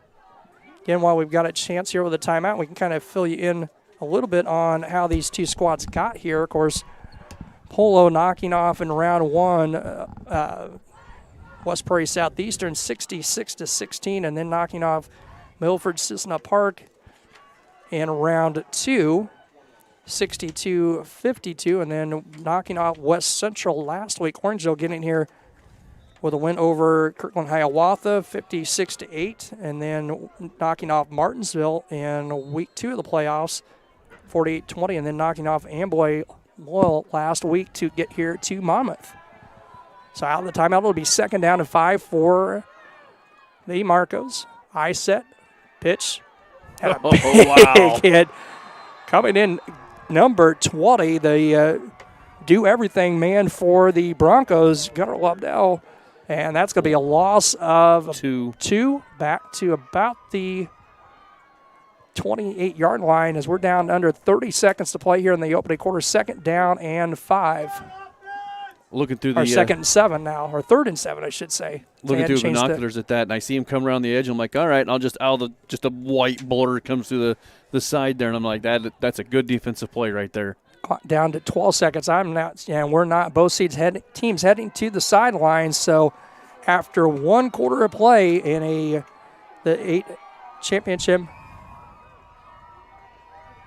it is the Broncos 7 and the Marcos of Polo High School 0. We will be back here at April Zorn Stadium in just a couple of moments. I chose physical therapy because I knew I wanted to be in the healthcare field. I wanted to be able to help patients in some way related to more in depth. We get to know our patients, and that's really what kind of sets us apart. Dry needling is where you insert a filiform needle into a muscle, a tendon, a ligament, sometimes a bone, and it promotes blood flow and circulation so that it heals that particular painful area.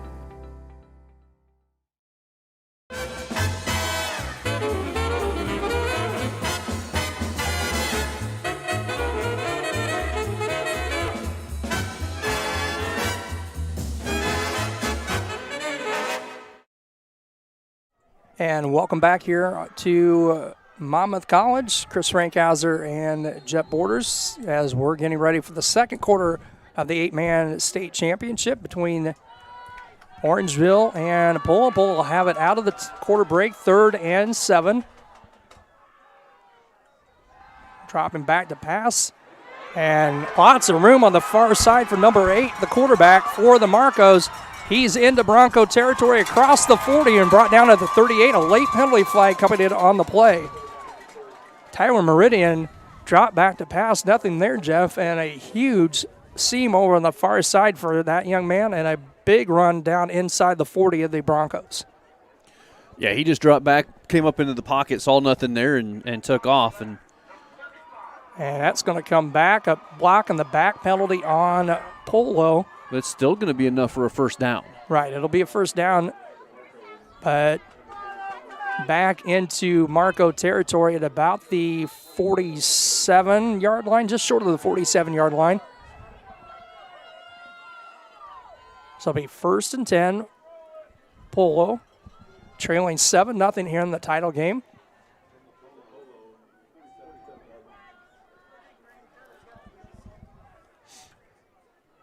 Marcos will come out with an I-back set.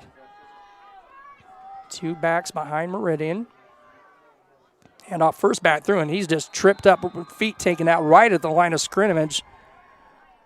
Yeah, that was number 20 again. Grenoble.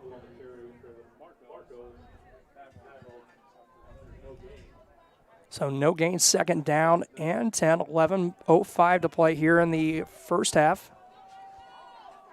Thanks for tuning in to TSSR Game Time Live, presented by MDH. Proud to bring you this 8-man state championship from Monmouth College this evening. High back set. Meridian snap.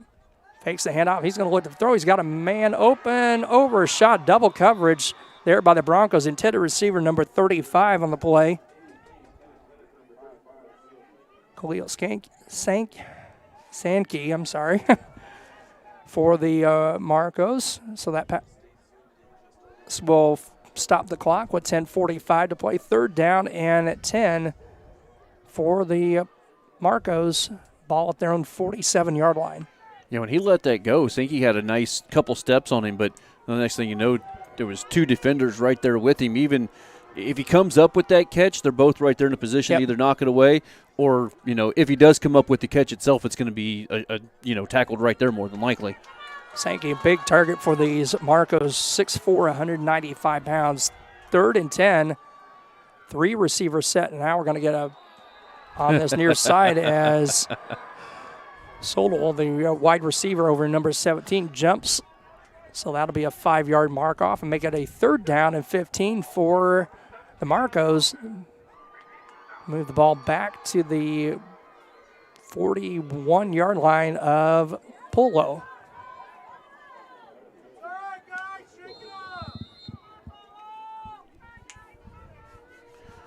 It's actually the 3rd penalty on the Marcos tonight. They had the block in the back there on the quarterback scramble. the false start there, and then of course the intentional grounding. Yep. And Marco's going to come out with the same set. 2 receivers far side, single receiver near side, single back in the backfield with Meridian.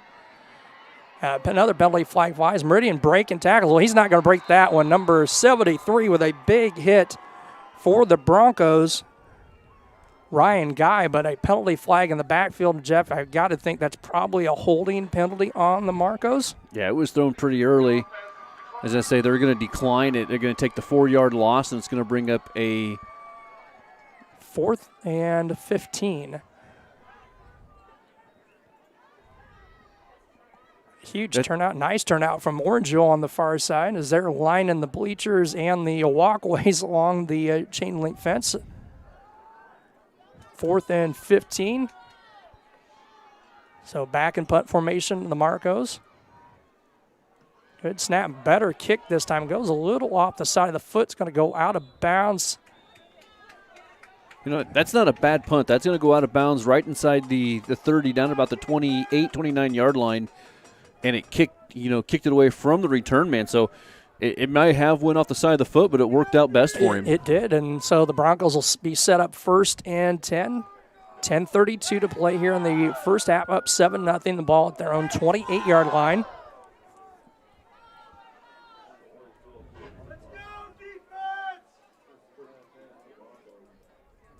Looks like they're going to come back out with a 2-back set.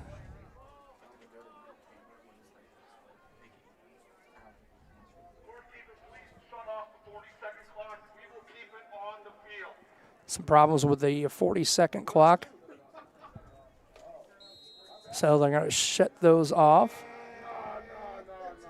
Now set out a single receiver near side.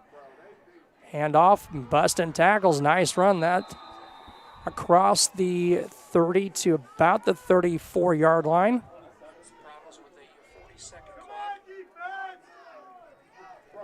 Gain of 6.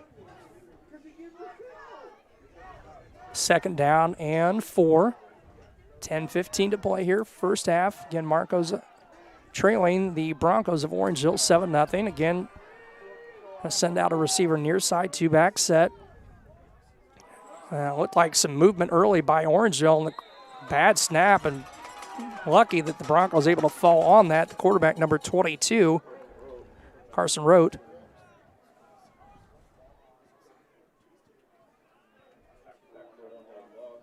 Be about a yard loss. So, well, I was looking. They haven't moved the down marker on the far side. I was going to say the same thing. The PA announcer said a loss of a yard, but it still looks like about a 3rd down and 4. They never moved the yard marker on the far side, but, I think there was only 2 people that knew that ball was being snapped, and one of them was the center. Single receiver near side. Rolling out, looking to little jump pass, Tim Tebow-ish pass, and it's going to be good for a 1st down across the 50 to about the 49 of the Broncos.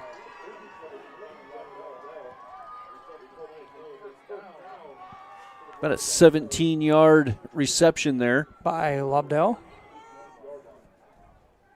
And another Bronco 1st and 10. 1st and 10 from they're going to mark it at the 48 of in the Marco territory.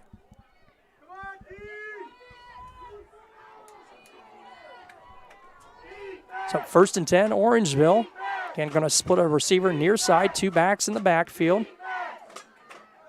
Hand off, and not much. They're lucky to maybe get it back to the down marker's already moved, but I don't think he picked up anything, and they put the ball right back at the line of scrimmage. I'm going to call it 2nd down and 10, Jeff. The down marker's moved a yard, but that ball's still sitting right at about the 47, 48-yard line. It is at the 48, and the marker's on the 48 as well. So we're going to call it 2nd down and 10. Scoreboard says 2nd down and 9. 8:20 to go here in the opening half of play. And off far side, busting tackle is going to get across the 45, it looks like, out of bounds about the 44. That'll be Lobdell again, number 20.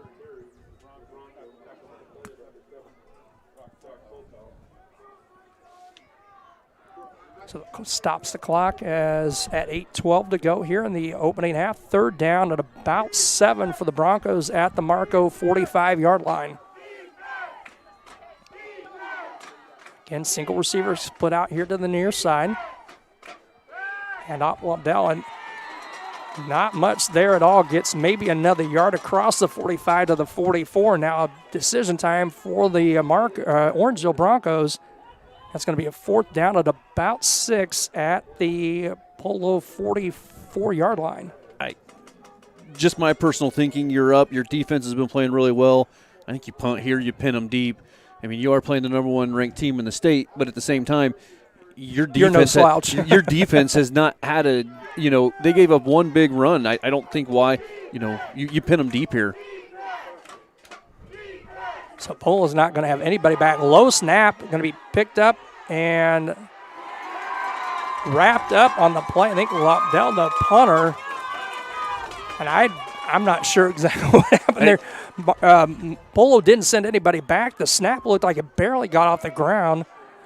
And so another special teams error going to put the Marcos in good shape at about their own 48-yard line. Chris, I was just able to watch it here. I got the game up on my phone in front of me, and it looks like when he went to snap it, he just stuck it right in the turf, and it just rolled back to him. There's nothing they could do from that point. So Polo has it 1st and 10 from their own 48. I-back set behind Meridian. Fakes the pitch, and he'll get it up about a yard gain just short of the 50 at about the 49. And not a good sign if you're a Polo fan. Meridian coming to the near side limping for the Marcos. Yeah, he got wrapped up kind of awkwardly there. They were running that like a little quick option here to the near side, and he got wrapped up around the legs and fell kind of awkwardly. And I think it's just that position in the field. The Marcos' first punt of the game came from about that same position, had the high snap, and then you see the Broncos try to punt from there, and they have an issue with it as well.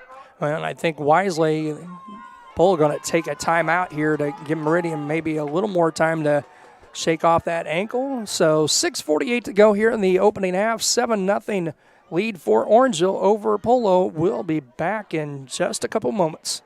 MDH has committed to having a top-notch OB-GYN unit. The new facility, the Dolores Cater Schweitzer Women's Center, this is a quality facility that the patients need to match the quality of care. And then we also have a new clinic, which is state-of-the-art.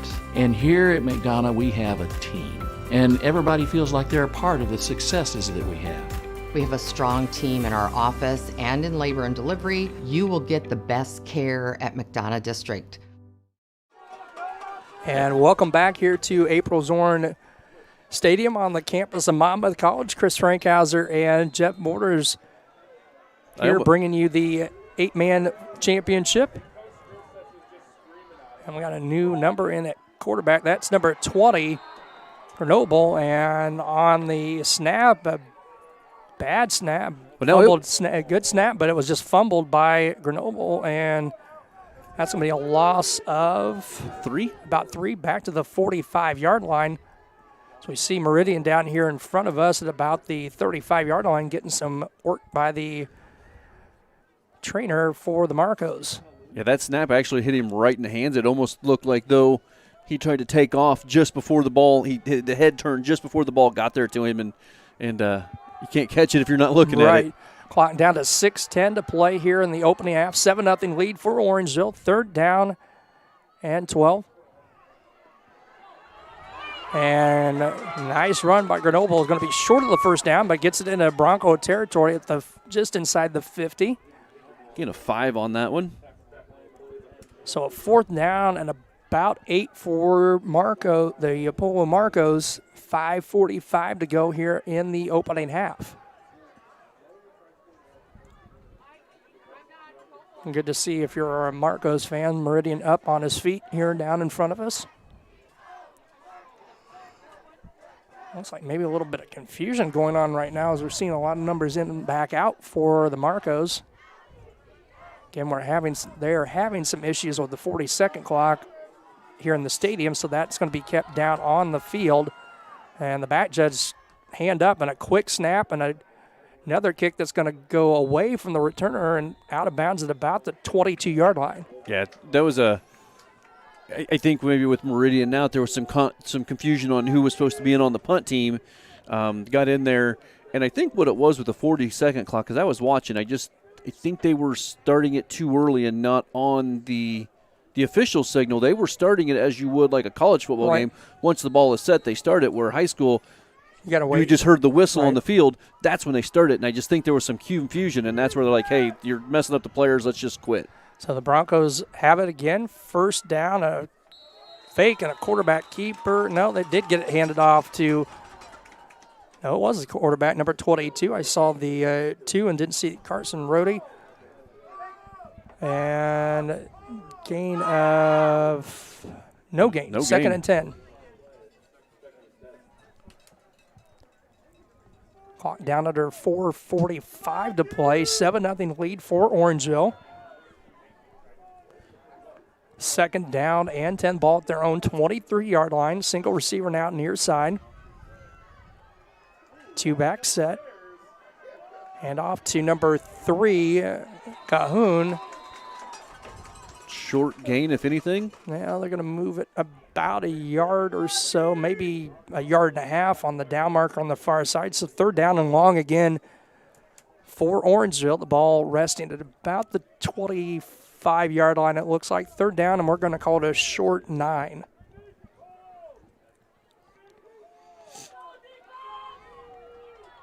Come out with that same set we've seen the last few times on offense. Single receiver far side, 2-back set. He's got a man wide open, makes the connect. Nice pass breakup, but guess who again? Number 17 for the Marcos of Polo High School, Soto. He had a nice breakup on a pass play in the first quarter, and that'll stop the clock with 3:50 to play. Fourth down and 9 for Orangeville at their own 22. Nate Anderson, the intended receiver, 6'3" wide receiver, and just a combination of good defense and maybe a little bit of alligator armor on the catch combines for the incompletion. So it'll drop back deep for the Marcos at their own 46. And this punt looked like maybe it was, I'm not sure if it was blocked or not, but a low kick. It's going to end up working out well for Orangeville as it rolls down right at the 46-yard line of the Polo Marcos. I said I couldn't tell, Jeff, from that spot if it was maybe partially blocked or somebody got a fingertip on it. But it ended up with a pretty good result for Orangeville as the Marcos will take over 1st and 10 from their own 46. Yeah, I'm not for sure. I even trying to watch, since there's a little bit of a delay between us live and the live stream. I tried to see it on there, and it just looks like it was a bad punt.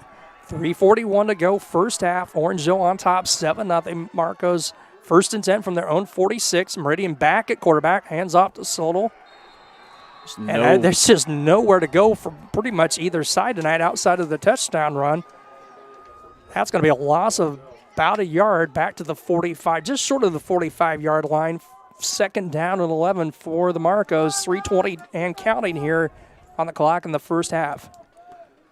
About a half-yard loss. I mean, we'll do down. I don't do 0.5s on the stat sheet, so it's a yard loss. But maybe 10.5 yards now after that, and it just seems like the Marcos having a hard time getting anything moving here on offense in the first half.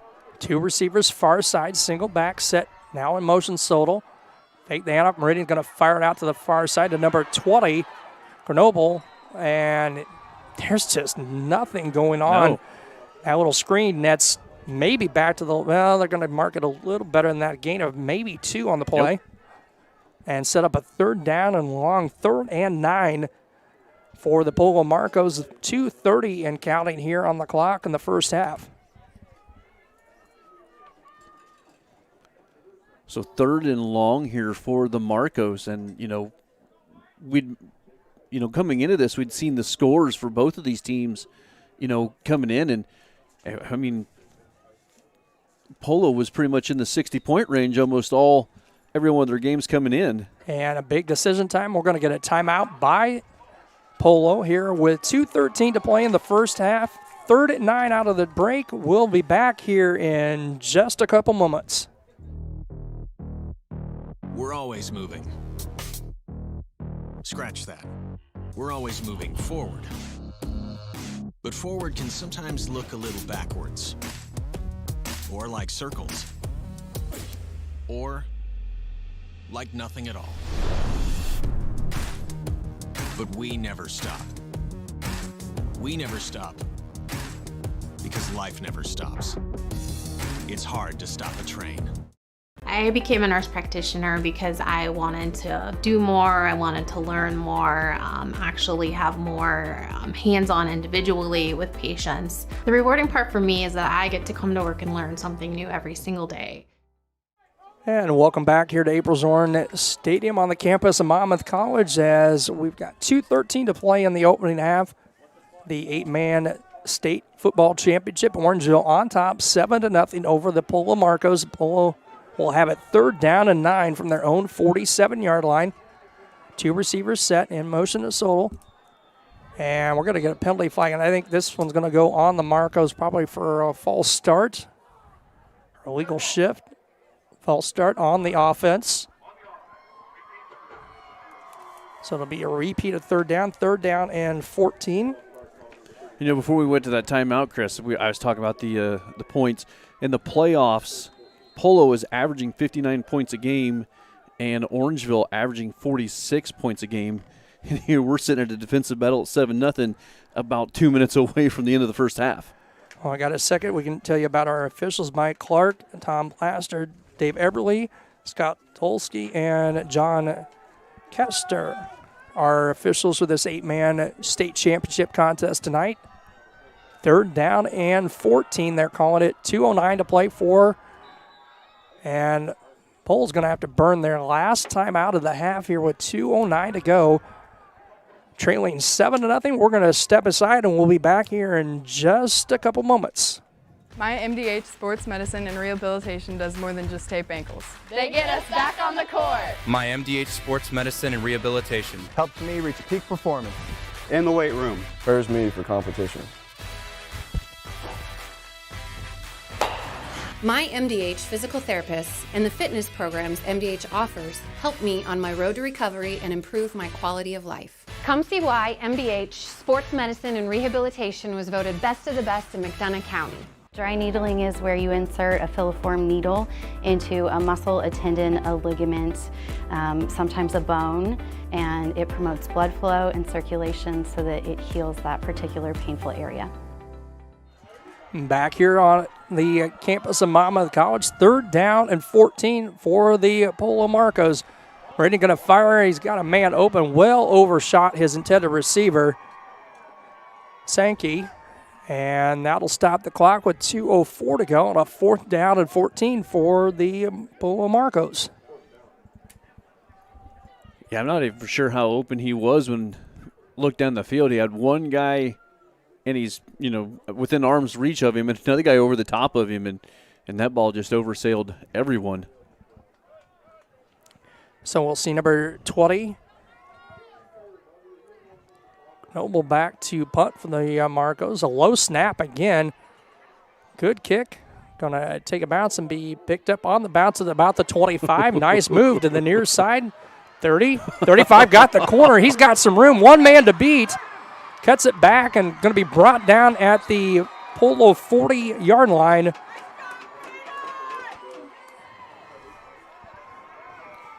Cahoon with some shifty moves out there. Meridian on the stop for the Marcos. And I'm not so sure if Cahoon doesn't cut that. If he does not cut it back and stays that sideline, he might have taken it to the house. Yeah, he made a nice little wiggle fake there on the initial catch and then juked another guy out here on the near sideline. Good return and good field position once again. So 1:48 for the Broncos to see if they can tack on to this score. I'm going to have a pitch back to number 20. Lobdell was looking to throw, and he's going to be brought down for about a yard loss, it looks like, on the play. They had 22 wrote. They were trying to run the old transcontinental play, the toss sweep one side, throw it back to the quarterback on the other one. We saw the Eagles run that in a Super Bowl to perfection right after the Patriots didn't run it very well. The Philly special. Minute 15 to play here. First half, Orangeville on top, 7-0. They have it second down at 11, the Marco 41. Oh, it's going to drop back. It's got a man open and just short arm the intended receiver, Braden Cahoon, here on the near side. Yeah, Cahoon was an intended receiver. A little bit of pressure, a little sidearm throw, trying to get it out there, and just wasn't able to put enough on it to get it to him. He was open, and the ball was on the line to get there, but that sidearm delivery just didn't have enough on it. So it'll be third down and 11. 1:04 to play here in the opening half. Orangeville 7, Marcos of Polo High School 0.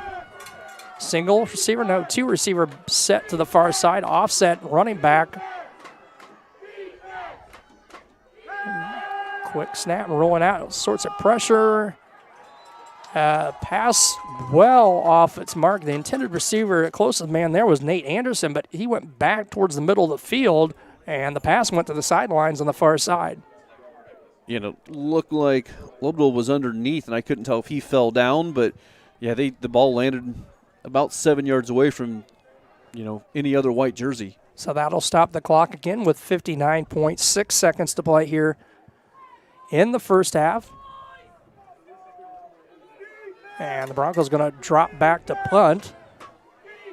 See, this time Pole's going to send back a returner. That'll be number 17, Brock Sodal. Kick goes straight up and out of bounds, and I'll have to wait and see where they mark it. I'm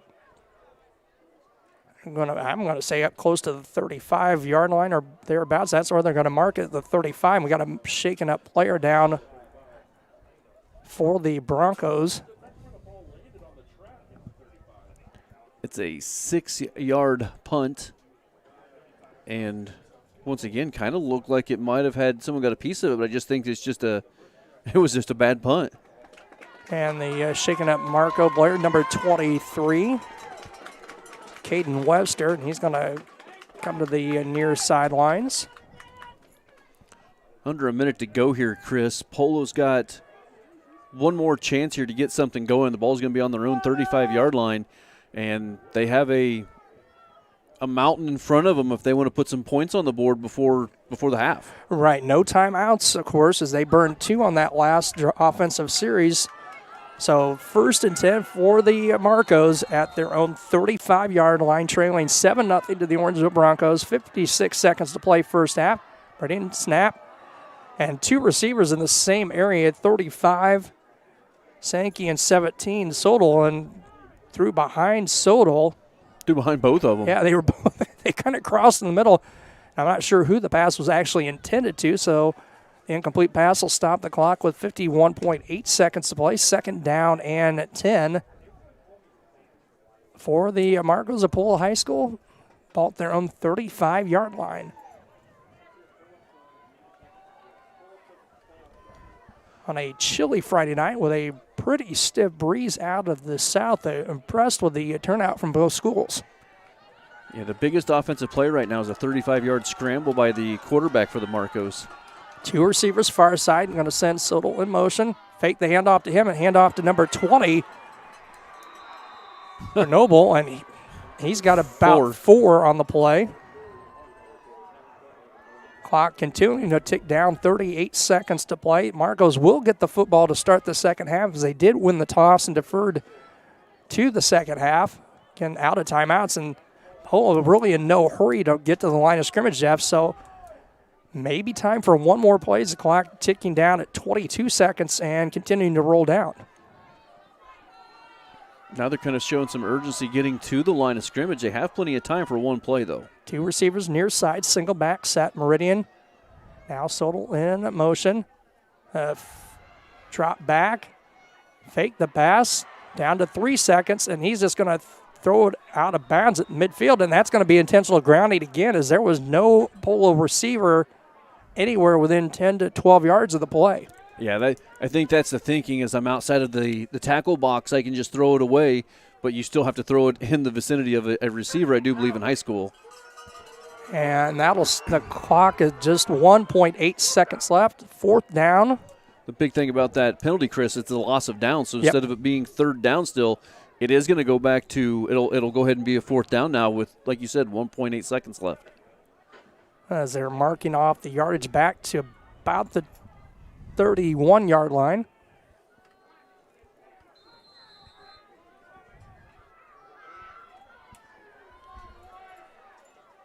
So one last shot for the Marcos here before halftime, trailing the Broncos of Orangeville 7-0. High back set. Quick pitch to this side. Sodal got some room, but that Orangeville defense doesn't give him much. He got back about 5 yards of the penalty yardage, and that's how we're going to head to halftime. 7-0 with Orangeville Broncos on top of the Polo Marcos here at halftime again of the 8-man state championship. And we're going to keep it here. Jeff's going to put the stats together as we will have the announcement of the state all-state team coming up here in just a little bit. I'd like to thank you all again for tuning in here to TSSR Game Time Live, presented by MDH. Proud to bring you our 8-man state championship.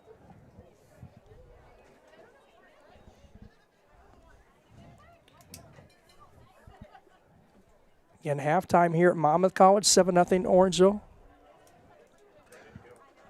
And we're going to send it down to the field here for a interview with Coach from Orangeville.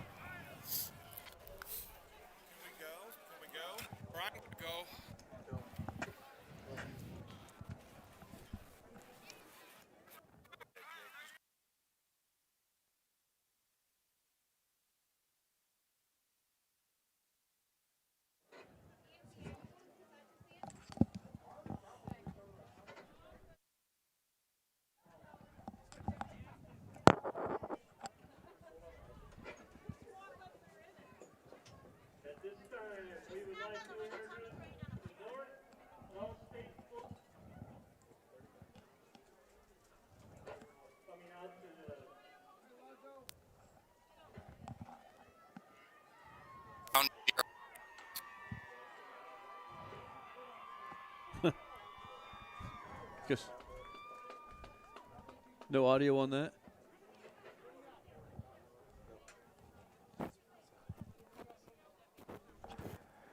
And we're seeming to having some technical difficulties with the audio of the coach's interview on the field here at halftime again.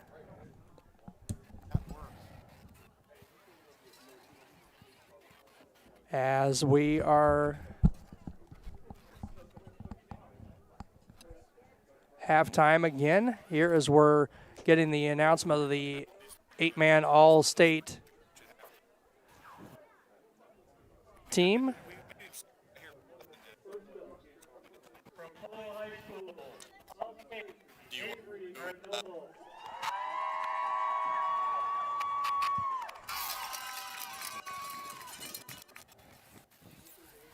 Also from Polo High School, Brock Solheim. We're getting again the announcement of the 8-man all-state team.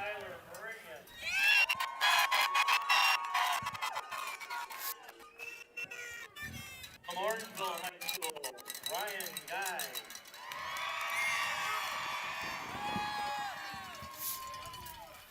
Also from Orangeville, Carson Roach.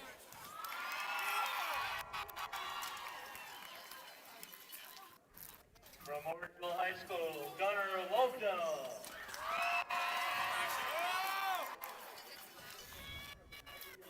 Another Bronco, Nate Anderson.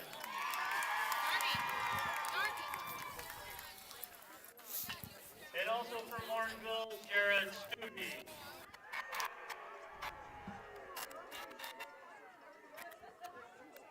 From River Ridge High School, Shane Albrecht.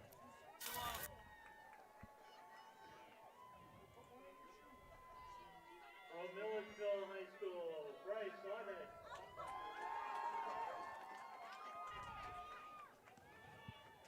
Also Also from Milledgeville, Ashton Novis.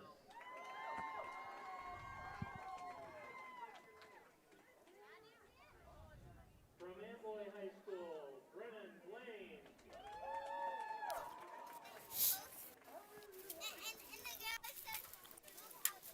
Also from Amboy High School, Tucker Denmark.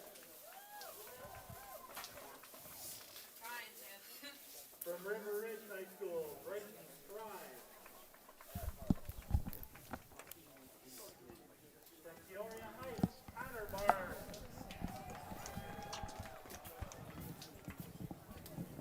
From Milledgeville, Connor Nye.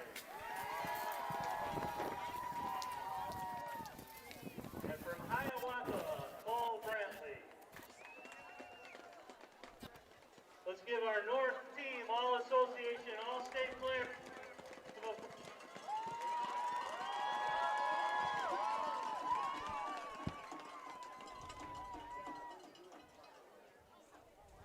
Now coming out on the field are the All-State players from the South Division.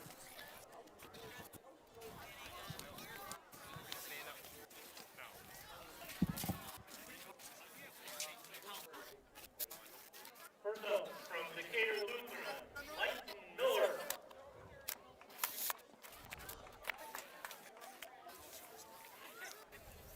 From Martinsville High School, Vicente Herrera.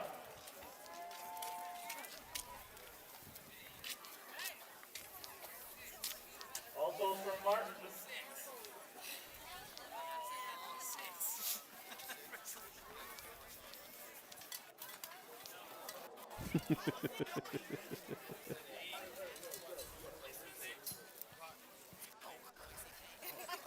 From Decatur Lutheran, Brandon Blakeman.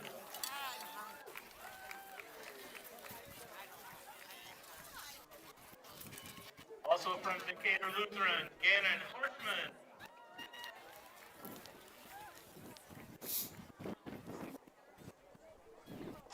From Pawnee, Nick Meyer.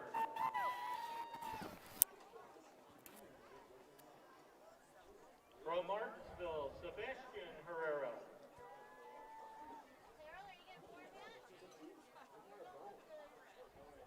From West Central, Kaden Gross.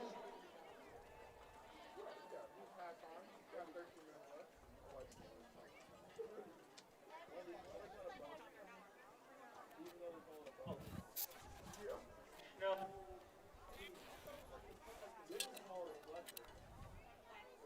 From Bushnell, Prairie Taylor.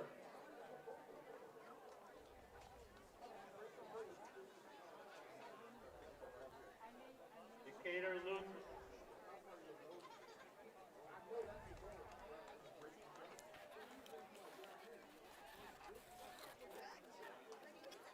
From Dexter Ricketts.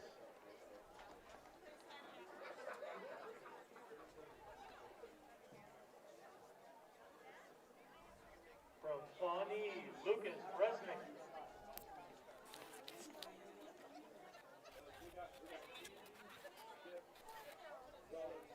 From West Central, Brady McGraw.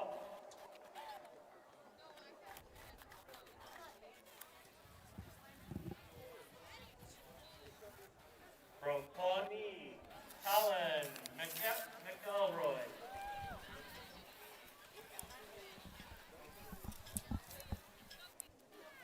From Milford, Cessna Park, Sam Hayes.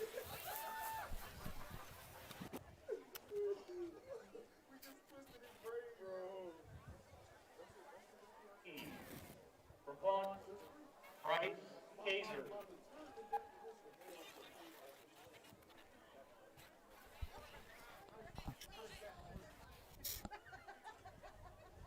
From Milford, Cessna Park, Mason Black.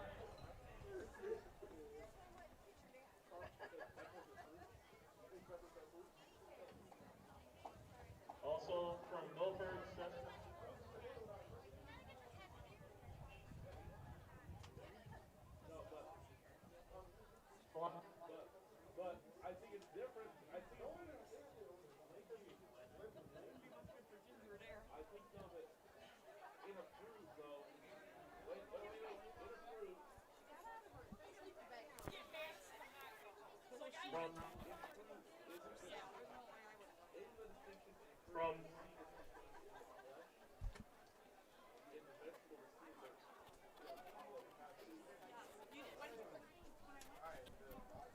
was Emmanuel Robinson from Decatur Lutheran. Please give all the South Division All-State players. Applause.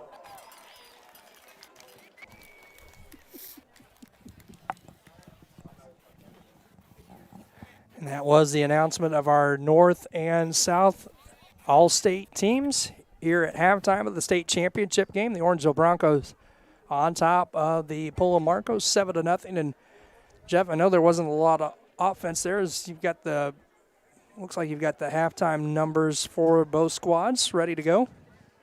I mean, for my first time back doing stats in probably 8. Now it's probably been 9 or 10 years since I've. Let me turn my phone down there so that way. Right. Got it there, but these are my unofficial stats. But leading rusher coming into the halftime for Oville, 52 yards for number 20, Lobdell. Of course, he had that big 30-yard run in the first quarter to get him, to do the only scoring, Chris. And I'm sure I saw you got the scoring sheet, which isn't real hard to cover, but the 30-yard run for the touchdown. He's got 52 yards here in the first half. Cahoon, he's got 52 yards on 11 carries, I should say. Cahoon 3 carries, 7 yards, and Rote has 7 yards on 3 carries as well. And Rote is 1 for 4 passing for 17 yards. That one pass to Lobdell for 20 yards. For Polo, Sotlo with 5 carries only has 2 yards. Grenoble 9 carries for 15 yards, and Meridian 3 carries for 32 yards. Of course, he had almost 35 yards on that one quarterback scramble. He is 1 for 4 passing for 2 yards, and that one pass went to Grenoble for the 2 yards. The big thing we're looking at right now is first downs, and neither one of these teams has very many first downs. I've got 3 total first downs in the first half. I might be off by 1 or 2, but well, these teams are only getting 2 and 3 yards, and 2 of Orangeville's first downs came on one drive. Right. So, not a whole lot moving. And the other big story I would say were the penalties. I don't have any penalties for Orangeville. I might have missed one, but I don't have any penalties for Orangeville, and we have 5 penalties for 35 yards against Polo. Yeah, and like I said, you talked about the scoring averages for the 2 squads in the first half.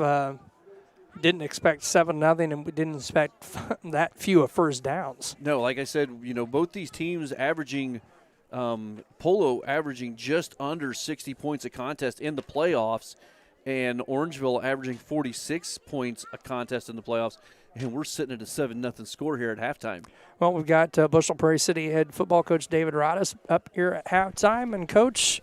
High five on the All-Stater there, Coach. Yeah, congratulations. Am I working here? I can't tell. Yeah, okay. Yep. Congratulations to Chris. That's a great moment for Chris Taylor to get All-State there. That's a big thing for Bushnell. Year 1 in 8-man association, and to get Chris nominated, that was and well-deserved too, because Chris did a lot for us on the offensive and defensive side. Now, to be fair, we have a lot of fans from Polo and Orangeville listening right now. Chris and I both cover the Bushnell Prairie City. Right. We cover them year long, so we get to talk to Coach Rodis, and we get to see the Bushnell kids play. So, seeing Chris play all season long, it was well deserved, because I don't think there was a contest that went by that we weren't calling his name on that defensive side quite a bit. Yeah, and he never came off the field. He was on the field all the time, and it was great to get him out there. I think and in a game like this is it's a defensive battle right here, and I'm excited to be watching it. We expected, as Jeff said, both teams in the playoffs had just run rug shot offensively through all their opponents, and this is this is absolutely the 180 of what I expected. When we started, me and Coach McCormick were down here saying, you know, oh, this is going to happen and this is going to happen, and we were both wrong on all accounts what was going to happen.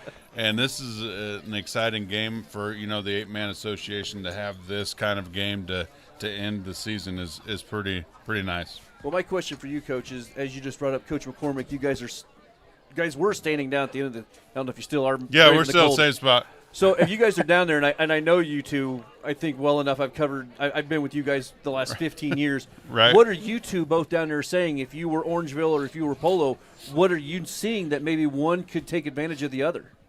You know, we're sitting here and we are passing back forth what we would do, and you know they've got some guys that are just defensively flying around both sides.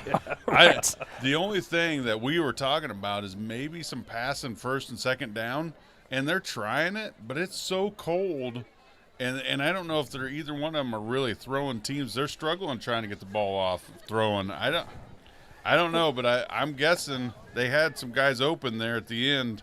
I'm guessing that they're going to come back to it, and you're going to see them get some yards passing the ball here in the second half. As we saw, when they did go to pass, they didn't have a lot of time to get rid of the football here in the first half. I mean, I'm just impressed. I mean, like I said, this is 180 what I expected. I am very thoroughly impressed with both defenses. As you said, there's just guys flying all over the place. We got, you know, looked at Grenoble, Avery Grenoble for Polo, only 150 pounds, and he came flying in on a couple plays, and it's like, good golly, he doesn't play like he's 150 pounds. No, they are flying around for sure, and making it exciting to watch. I mean, you just know they're closing up plays, and the containment is just unreal how they're flying around the edge and just keeping everything contained. And not only that, when you do see one, he's got an opening there. And that's gone. It's gone instantly. And it's gone in a hurry. So that again, is for sure. 7-0 here, Orangeville on top of the Polo Marcos here at halftime. As I see the Broncos, looks like they're heading back towards the field here. But, just impressed by the speed on both sides of the ball. I mean, offensively, you know, Coach McCormick got to see this Polo squad round one, and he kind of clued me into what to expect. He's like, you watch, they're going to come out here in I, and they're going to do this and this. And he called it right on. He's like, that's what they're doing. But like I said, we fully expected this to be a much more high-scoring first half. I'm not saying that we couldn't see a lot of points in the second half, but I'm just kind of almost flabbergasted to see the scoring, how well both of these defenses have played. Exactly. And I'm sitting here watching Orangeville, come out and watching them exchange from offense to defense. There's nobody going off the field. Right.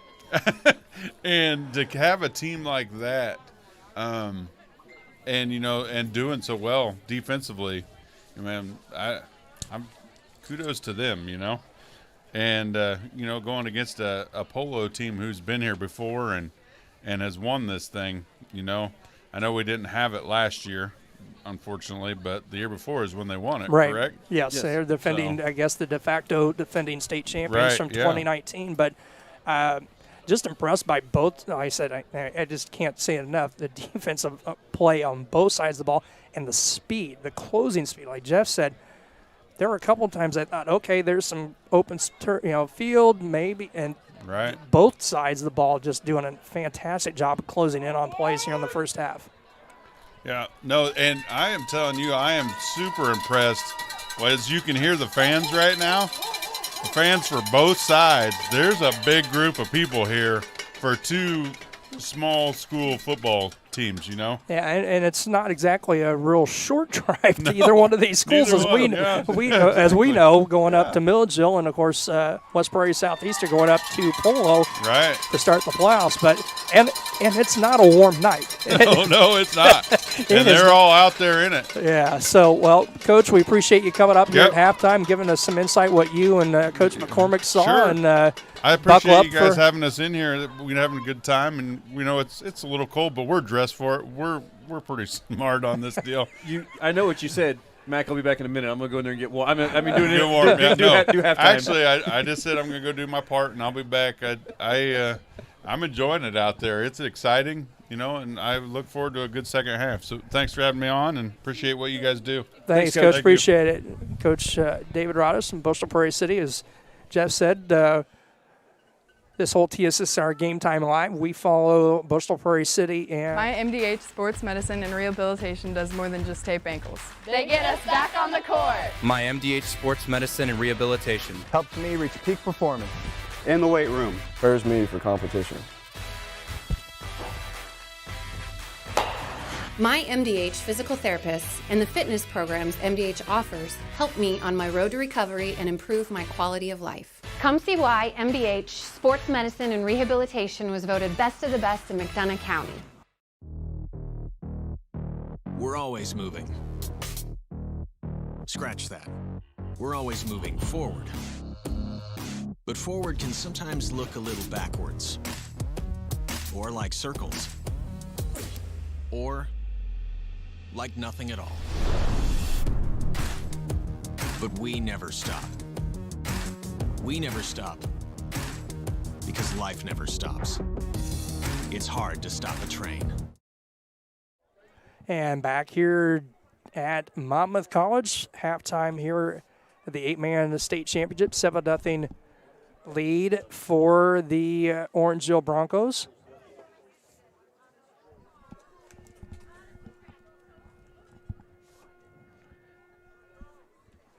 As the horn sounds, and I'm guessing we're going to get some time back on the clock, as Orangeville still at the north end of the stadium here. Polo's down below here on the south end, going through some halftime stretches. Okay, I think Coach Rodas there. Once again, I'd like to thank him for taking the time to come in here and talk to us at halftime and give us the coach's insight. Him and Coach McCormick both been, coaching quite a few years. Yep. I think I know Coach McCormick started at Bushnell Prairie City High School, I think either 2000 or 2001. Right, yes, right around that area. I think about that time. Coach Rodas joined his staff just a year or two after that. It's always been funny because those two have always been coaching partners, and then there was some change and some co-op things happened, and they didn't coach, and then they were coaching against each other. Yep. And then the co-op brought them back together, and now they're coaching against each other. The co-op ended, so now they're back at coaching against each other. But it's always a good time with those two because they're such good friends, and we've known them for so long. Right. That, it's nice to have their insight in a game like this, especially, Coach Mack having played Polo in the opening round and seeing what they can do, and just the fact that he's just like, this is different, man. These two teams are well matched, but I'm interested to see because they both of them think that that Polo has found something in maybe the passing game, and then we're going to see something here. They do get the ball here to start the second half. Right, the wind out of the south. It looks like the Marcos will be going with the wind at their back here to start the third quarter. As number 70, Gavin Roth putting the ball on the tee for the Broncos of Orangeville. Let's see here, and we've seen the games with the kicking. We've seen them short kicked, we've seen kicked out of bounds, and then we saw the kick over the head. So let's see what starts the second half here. So Roth has it teed up. A little squib kick going to go out of bounds at about the 29, and we'll see the penalty flag on the field. I think you got to take the ball to 35. Well, after what happened the last time this happened to Polo, and they elected to have them kick again and lost about 11 or 12 yards of field possession. And that's what it looks like they are going to do. Going to set it down at the 35-yard line. 1st and 10 for the Marcos.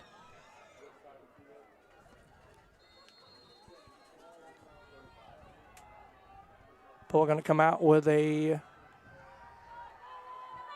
offset two-back set in the backfield.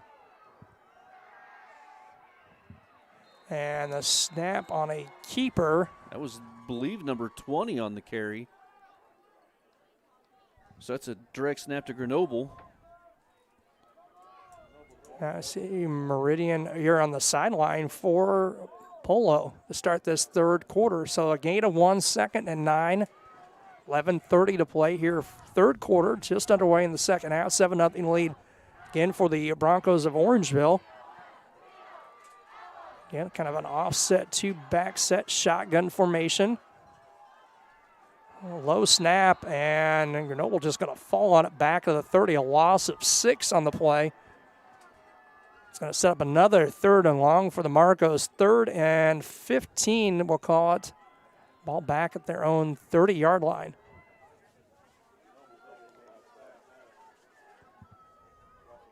See number 42 coming off for the Marcos. Number 42 is Waylon Harris, Jr. Now we see number 8, Tyro Meridian, back into the ballgame for Bolton. They're going to send 2 receivers to the far side, single back set. Meridian in the shotgun. And we're going to get a stoppage on the play. And I got to think, again, that's a false start on the offense, and it is. So I'm going to move it back 5 more from about the 31 to the 26. Make it a 3rd and 19 now for Polo. Ball at their own 31, 10:25 to play here, third quarter. And we talked at halftime, thought we'd see an offensive, some points on the board in the first half. Just a 7-0 lead here, third quarter for the Orangeville Broncos. Ice formation. Meridian going to drop back to pass. Has got a man open and in and out of the hands of their intended receiver. Sankey on the far side would have been about a yard or 2 short of the first down. Incomplete pass stops the clock with 10:06 to play in the third. Yeah, that was the best looking pass play we've seen by them tonight, and wide open receiver heading for the sideline. As you said, Chris, he would have been about 2 yards short still. Would have brought up a 4th and 2 instead of a 4th and 19. So 10:06 to play, 4th and 19.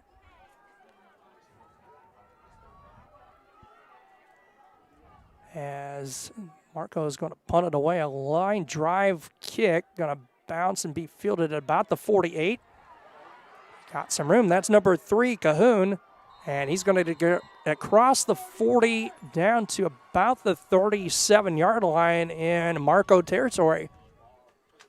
Yeah, good field position here for the Broncos to start the second half here.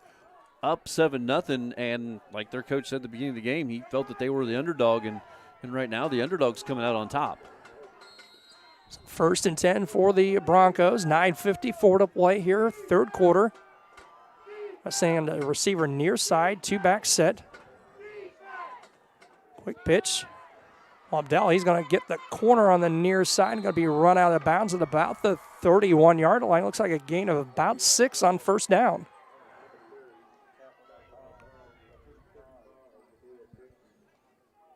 Sankey on the stop, number 35 for the Marcos. So the clock stopped, 9:48 to play. 1st and 10 for, or 2nd down and 4, I should say, for the Broncos.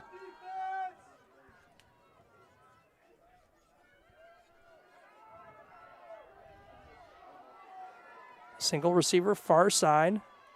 2-back set. Hand off, and going to be up close to the first down with the initial forward progress. It's going to be Lobdell again. It's going to be about a yard or half a yard short, Jeff. 3rd down, and, well, now they're going to move the down marker back. So 3rd and 1, 9:20 to play here. Third quarter for the Broncos, a big 3rd down here at the Polo 28. And I think when you've got the 2,500-yard rusher in your backfield, you just start feeding him now. Yes, he on the handoff, and I think forward progress is going to be pretty close, but I don't know where the official's coming in from the far side if he's got it or not. Nope. Already signaling 4th down. So we're going to give him no gain on that one. So 4th and now less than yard, about a half yard. 8:50 to play, third quarter, 7-0 lead for the Broncos over the Polo Marcos. Ball at the Marcos 28-yard line. Orangeville going to come to the line, send a receiver near side. 2-back set. And it's going to be a pitch to Lobdell, and he's got some running room, and he's going to be down inside the 10, going to be marked out of bounds at about the, looks like the 5.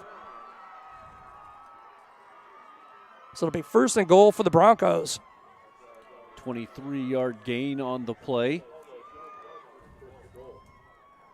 So it'll be first and goal for the Broncos from Orangeville. First and goal from, they're going to mark it at the 6, 8:22 to play.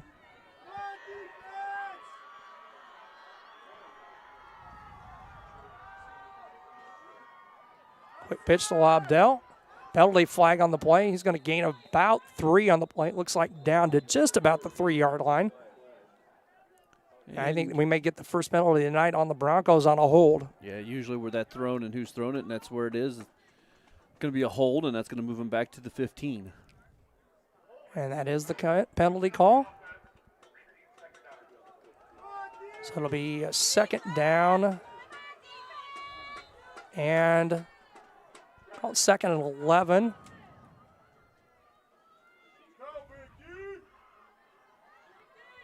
Second and 15 now. Second and goal from the 15. 8 minutes to play. Third quarter. Quick pitch to Cahoon. Cahoon going to be grabbed by the jersey, and he's going to gain no gain. Be thrown out of bounds. Look like 23 Webster on the stop for the Marcos. Looks like no loss, though. Yep, and we'll call it no gain. So second down and goal from the 15. Clock going to stop at 7:52 to play. Third quarter, Broncos on top 7-0 and threatening inside the red zone.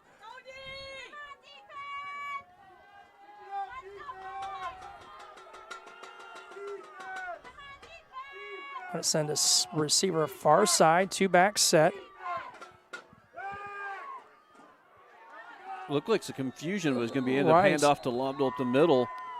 And once again, no gain. He gets it right to the 15-yard line where he's wrapped up. And I'm not for sure if they were confused or we were just confused by that play. Right. But I'm going to try to get a little view here on the replay.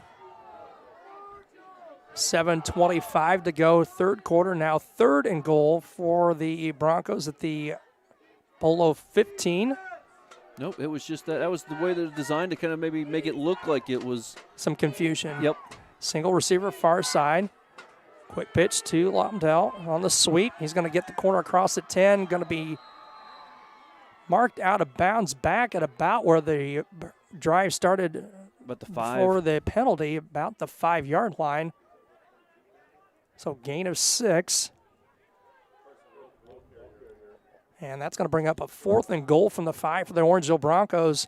Clock stopped as Lobdell ran out of bounds with 7:06 to play here in the third quarter. So he got back the penalty yardage. And we're going to get an attempted field goal attempt by Gavin Roth. Snap is down, the kick is on the way, and it looks like it is good. And it is. Well, penalty flag on the play.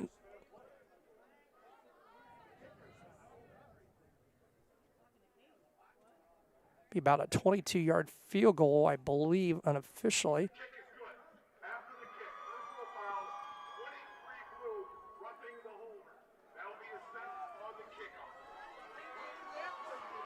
So a field goal good and a roughing the holder penalty on Marco will be assessed, or the Polo Marcos be assessed on the kickoff.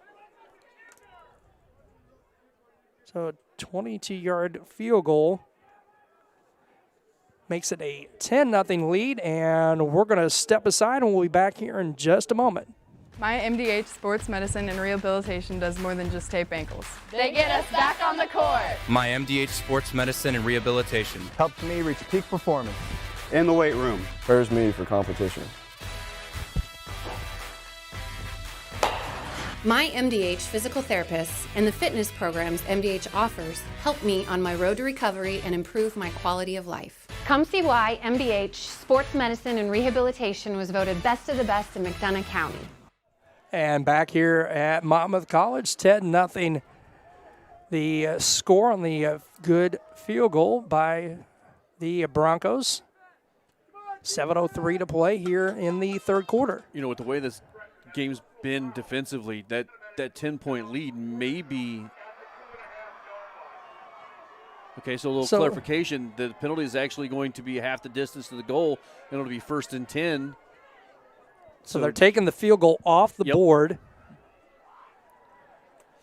I was curious about that because usually if you hit the holder or the kicker, it's an assessed penalty right then. So 1st and goal now from about the 2.5-yard line for the Broncos.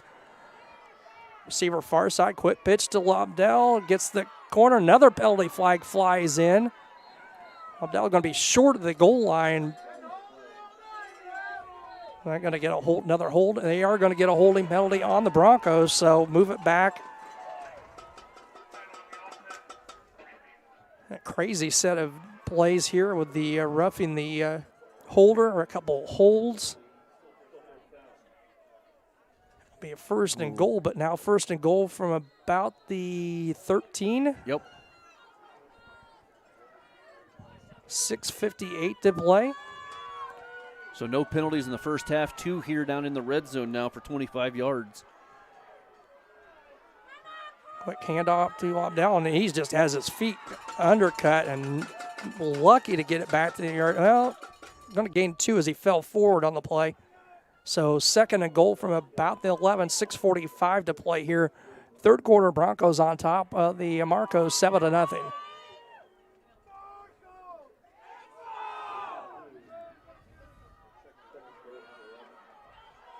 Single receiver near side. 2-back set. Quick pitch to Lobdell. He'll look for some help. Getting around the corner is going to get it down inside the 5, it looks like.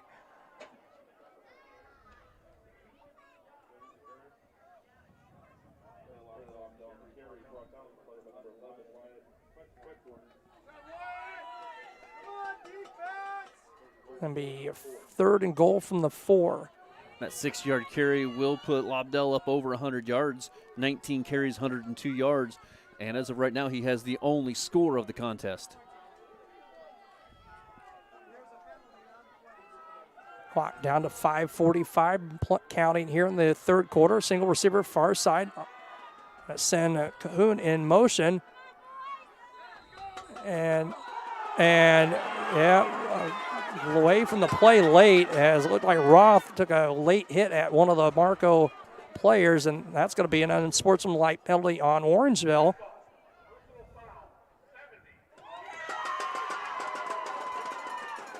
So it's going to be 4th down now, and the penalty yardage marked off. The official signaled 4th, and if they take the penalty, it should be a 3rd down.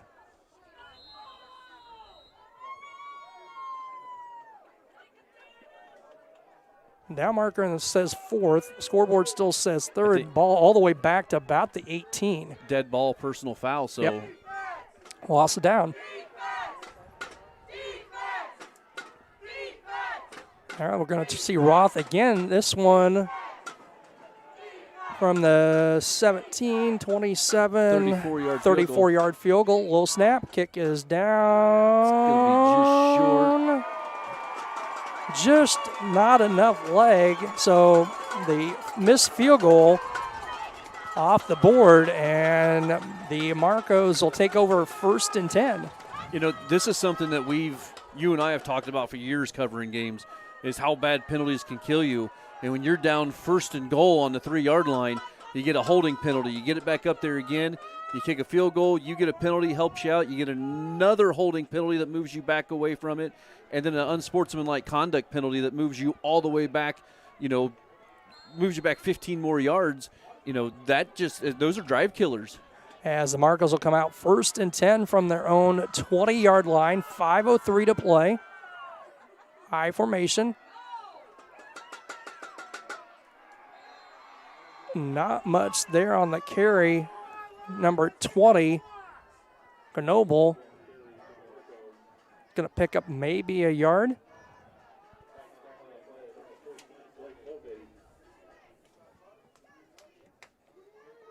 .440 and counting. 2nd down and 9 for the Marcos, trailing 7-0 to the Broncos of Orangeville. They come out with a single back behind Meridian, offset back. Quick pitch.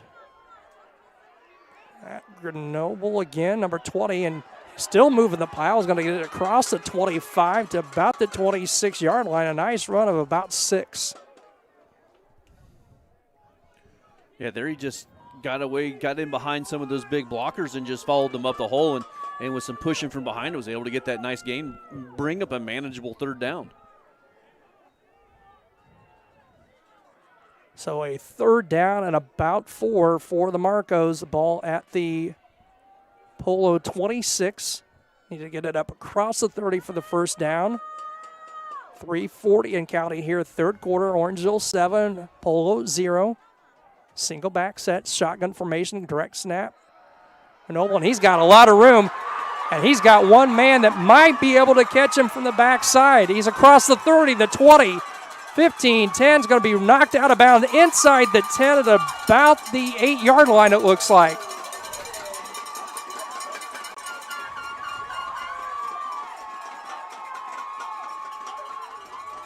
I have to see where they mark it. Inside the 10. Looks like they're going to mark it down at about the 7-yard line, Jeff.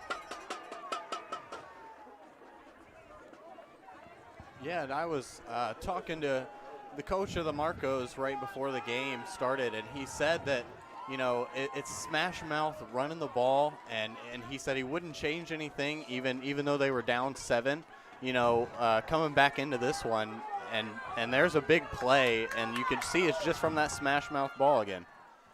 Thanks, Jake. As a direct snap, and on the run, and going to be run out of bounds. I didn't catch the number on that 17. One, Jeff. Sodal. Yep. On the run, and he's going to get it inside the 5 to about the 4, a gain of 3. Thanks for Jake for coming up here and taking a headset as well. We're having some camera problems down below, so he's joined us here in the booth this second half, and a little warmer in here, I'm sure, than it was outside. It was a 68-yard run on the previous play. 3:15 to go. Direct snap, Grotwall again. He's going to waltz into the end zone. Touchdown, Polo. The Polo's a Marco, and I knew I was going to do it at some point. Polo on the scoreboard with 3:12 to play. It's a 7-6 lead for the Broncos of Orangeville. And what a big play for the Marcos. They've been scoring 50-plus points per game, and just to see them go without a single point in the first half, you could tell that their offense was just in a bit of a low spot, and that 68-yard run, now the touchdown, really motivates them. Yeah, averaging 59 points a contest in the playoffs. And they're going to line it up and go for 2. Direct snap again. Grill will drop this one, and he's going to be wrapped up for nowhere. He's got nowhere to go. That's the 4th time we've seen that tonight where he's taking that snap, and I don't know if he's just wanting to run before he gets the ball, but that's the 4th time we've seen him drop a snap coming back to him. So with 3:12 to play in the 3rd quarter, the Polo Marcos on the scoreboard, 7-6 lead for the Orangeville Broncos. We will be back in just a moment. Some farmers I know swear by a name.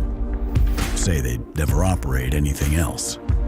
Well, here are a few names for my Fendt 900 Gen 6 series. Fuel Saver, Time Maximizer, Game Changer. I like those names.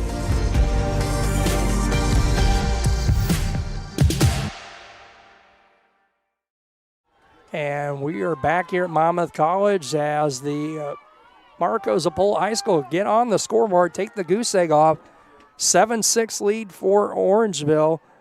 3:12 to play here in the third quarter, and that was set up on a, as you said, Jeff, I think about a 68-yard run for the Marcos to get it down inside the red zone, inside the 5.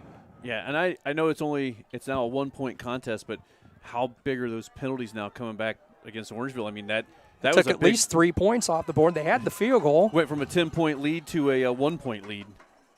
So a little squib kick going to be fielded by one of the Orangemen up man. Looks like number 25 on the recovery, Jake George, and the Broncos will have it 1st and 10. Looks like they're going to mark it at about the 37-yard line, it looks like, for the Broncos.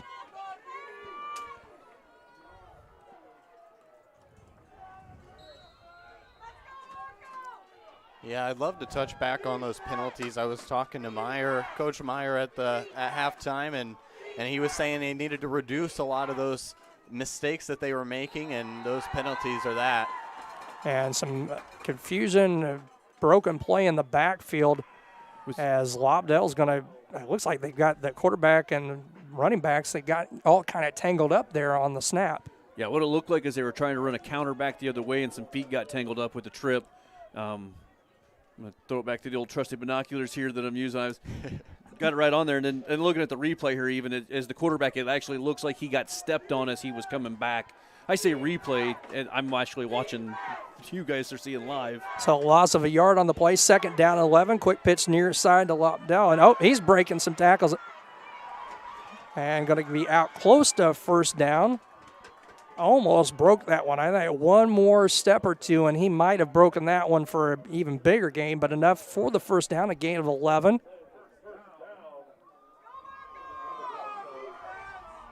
So it'll be 1st and 10 for the Broncos at their own 47-yard line as we're winding down here late third quarter, 2:10 to play.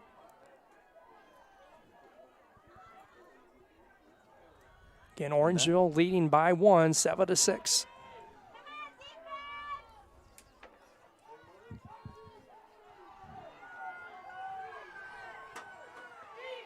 Single receiver, far side, quick pitch, ride the man that's gotten you here, Lobdell.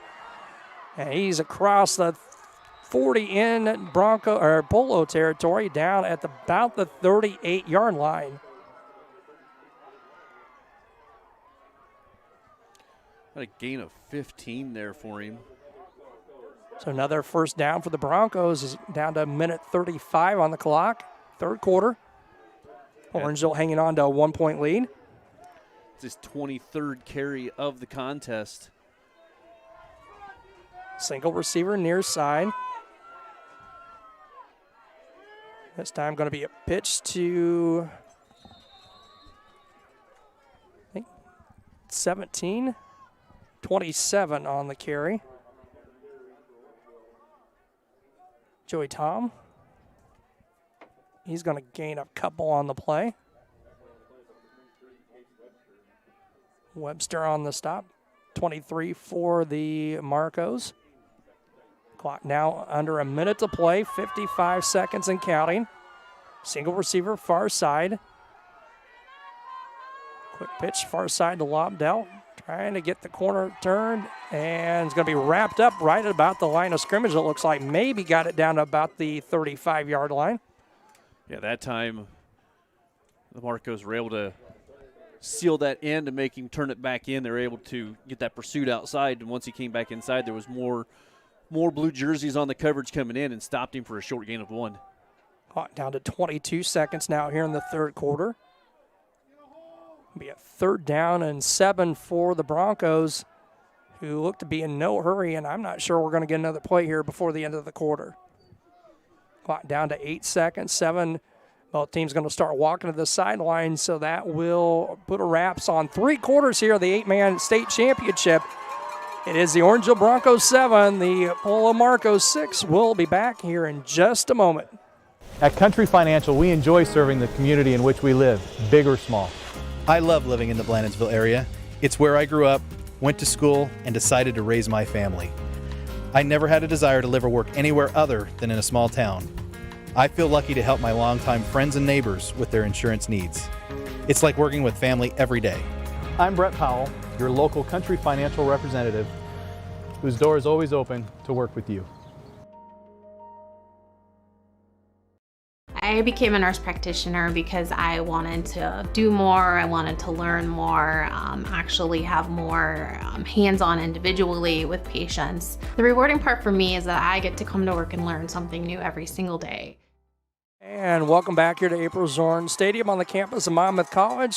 Thanks for tuning in to TSSR Game Time Live here on this Friday night. And one quarter at least to go here in the 8-man football championship. As we head to the fourth quarter, it'll be 3rd and 7 for the Broncos. The ball at the Polo 35-yard line. Going to be a simple quarterback keeper. And that's going to be number 22. I think he's going to have enough for a first down. Yeah, it looks like he's going to be marking just short. Going to be about a yard short, so gain of about 6 on the play. So 4th and 1. Ball just inside. It looks like the 30 at about the 29-yard line. Looks like they're going to get it down just about the 28, maybe a little inside the 28 for the first down. Polo defense would love to get a stop here on 4th and 1, get the ball back. Broncos break the huddle, send a single receiver near side, 2-back set. Quick pitch to Lobdell. And he's not going to get it. Up in the backfield. As guess who, number 20, Avery Grenoble on the stop, and he's going to lose a yard or so on the play, and the Marcos hold, and they'll take over 1st and 10, down 1, 7-6, 11-10 to play here in the fourth quarter. Yeah, that was some of that backside pursuit we've been seeing the whole first half of the contest, and they've been having some really good luck, or not luck, they've had some really good success with that toss sweep, and this time Grenoble just coming in from the backside again, able to wrap him up and not only preventing from the first down, but tackling for a loss. So 1st and 10, Polo. Handoff.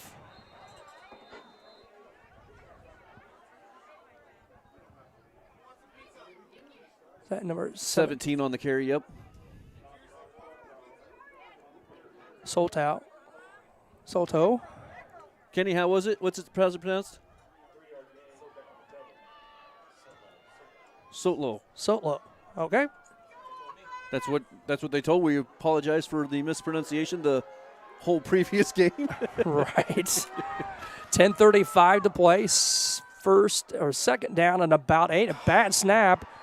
And that one I watched. I was watching him, and before the ball got there, he was already looking to the right, and the ball goes right through his hands. So that's going to be a loss all the way back to about the 25-yard line. It's going to be a loss of 7 on the play. 3rd down and about 15, we'll call it.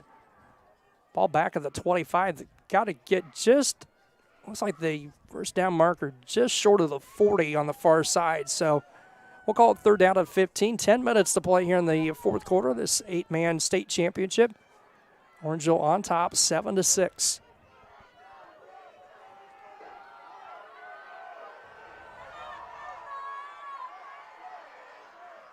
Redding going to drop back and look to pass. He's got a man open. It's going to be intercepted by number 22, Carson Roth for the Broncos, and he's going to be run out of bounds at about the 30-yard line, it looks like, and a big momentum swing there in favor of the Broncos.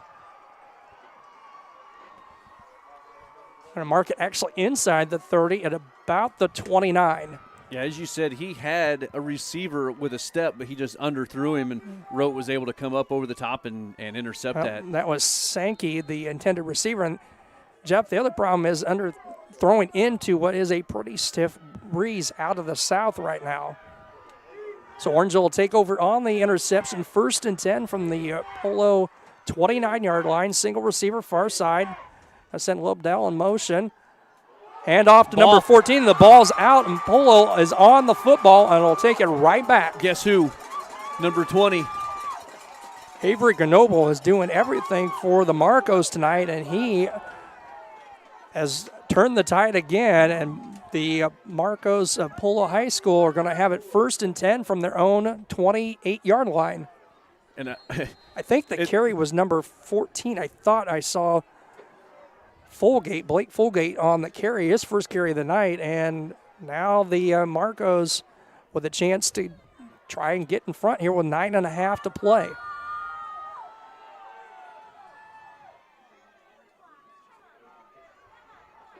And off Meridian, that is Grenoble once again on the carry. Grenoble. He's going to gain about two out to about the 29-yard line. Clock winding down to the 9:10 mark here. Orangeville 7, Polo 6.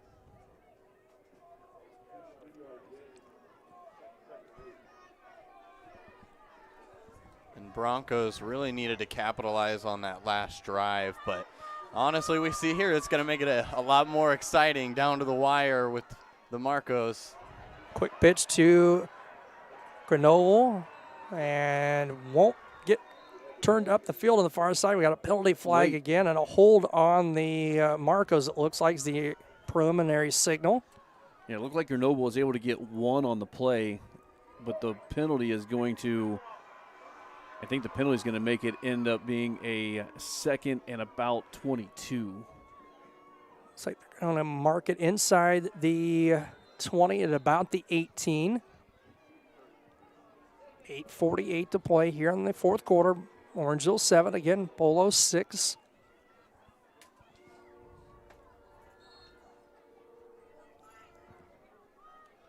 Clock winding down now as they start the clock. 8:40 to play. High formation for the Marcos. Redding going to drop back. He's got a man open here. And the pass is complete out across the 25 to close to the 30-yard line, it looks like. Number 11 on the reception.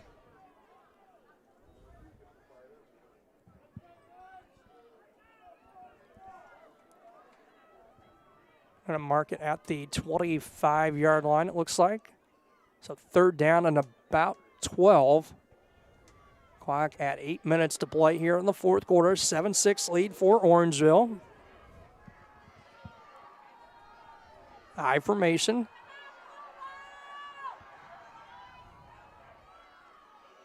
Ready, going to drop back again. He's got some pressure, steps out in the pocket. He's got a man open, and it's caught by number 20. Avery Grenoble into Bronco territory at about the 43-yard line.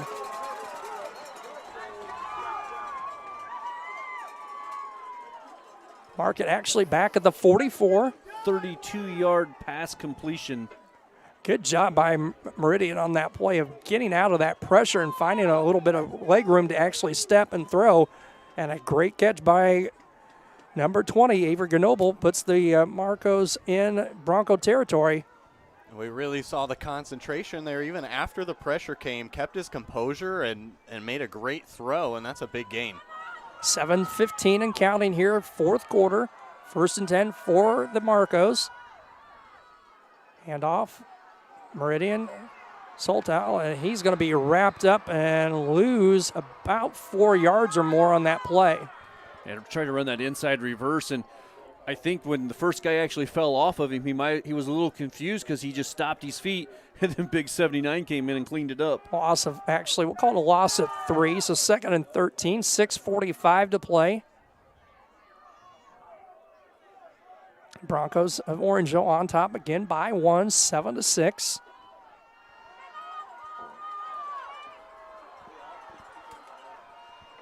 Two receivers, far side, single back. Haggett going to be a pitch to Grenoble, and he's got nowhere to go either, as he's going to be brought down right about the line of scrimmage on the play. Yeah, they tried to run that option play to the far side after faking the inside or the inside handoff that they had just ran. Fake the jet sweep, go with the option to the right, but I don't know if he just maybe pitched it a little early, but Grenoble did a good job just to get it back to the line of scrimmage. 6:08 to play here in the fourth quarter. An exciting 8-man football championship with the Orangeville Broncos on top, 7-6. We're going to step aside and we'll be back in just a moment.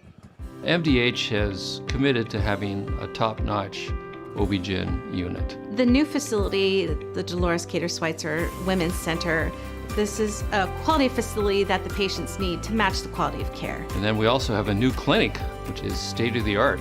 And here at McDonough, we have a team. And everybody feels like they're a part of the successes that we have. We have a strong team in our office and in labor and delivery. You will get the best care at McDonough District. At Country Financial, we enjoy serving the community in which we live, big or small. I love living in the Blandensville area. It's where I grew up, went to school, and decided to raise my family. And we're back here at Monmouth College, 3rd down and 13 for the Marcos. Ball at the Orangeville 46. Meridian takes the snap. So throw has got a man open, one-on-one coverage. Great adjustment catch. What a Soltau, catch. number 17 on the catch, and made a great adjustment.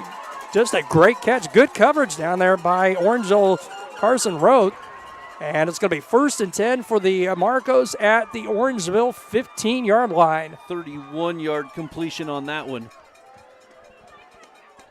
A lot of time to throw, and he made use of all of it, too. I said earlier, not the easiest thing throwing in the direction that the Polos are going, because they're throwing into a pretty stiff wind at times out of the south.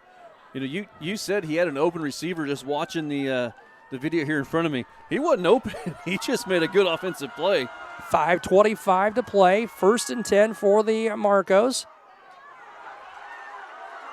So he's going to take it in. No, he's going to be brought down just short of the goal line. Touchdown saving tackle on the play for Orangeville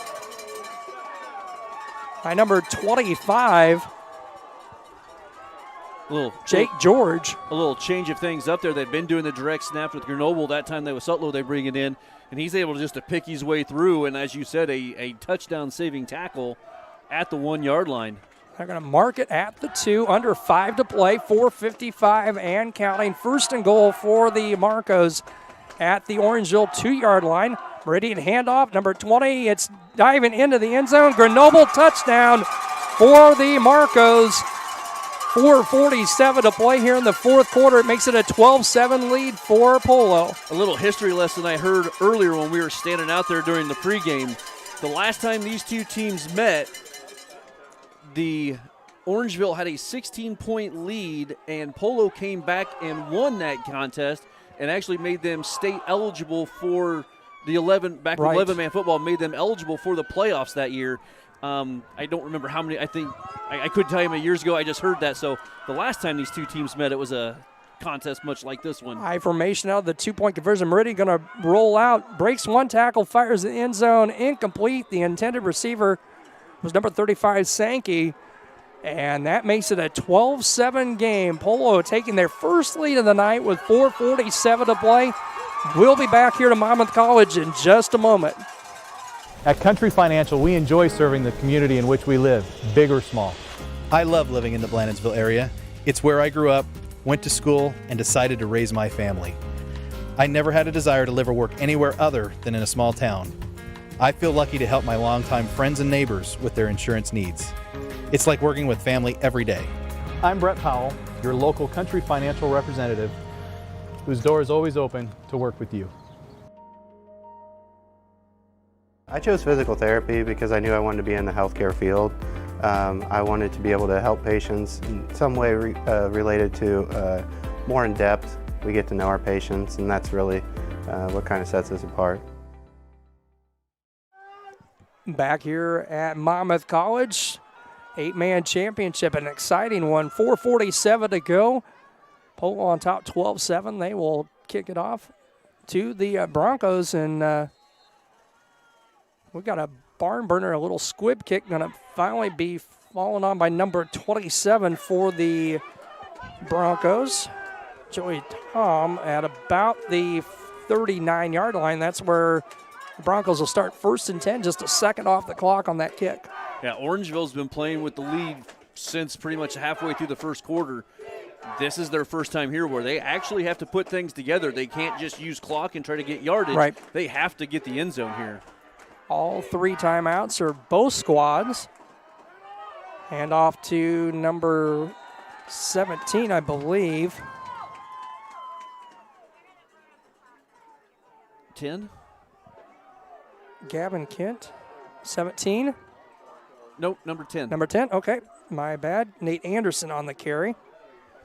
Gain of 2, 4:25 to go. 2nd and 8 for the Broncos at their own 41-yard line, trailing 12-7.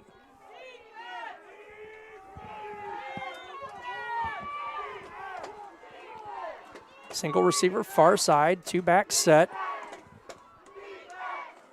Quick pitch to Lobdell, far side. Guess who? Yeah, guess who? The man who scored both touchdowns tonight for the Marcos, Avery Grenoble, 5'10", 150-pound junior, with a big stop and a loss of a couple yards, set up a 3rd and 9 for the Broncos, 3:45 to play. And you can just see him coming from that backside in, shooting that gap. Well, those, the Broncos have been using that all night, and they've been getting relatively good gains on those plays, but you can tell that Polo's definitely recognizing when those are coming, and they're finding them. Yeah, Grenoble's just saying, like, hey, I can shoot this gap and come in from behind every time. 3:25 on the clock, 3rd and 9. Orangeville on their own 40. Same play, quick pitch to Lobdell, and he's not going to get much. He might have gotten back to the line of scrimmage, maybe a yard more. And it's going to set up a 4th and long as we're winding down. 3:10 to play here in the contest. 12-7 lead for the Polo Marcos.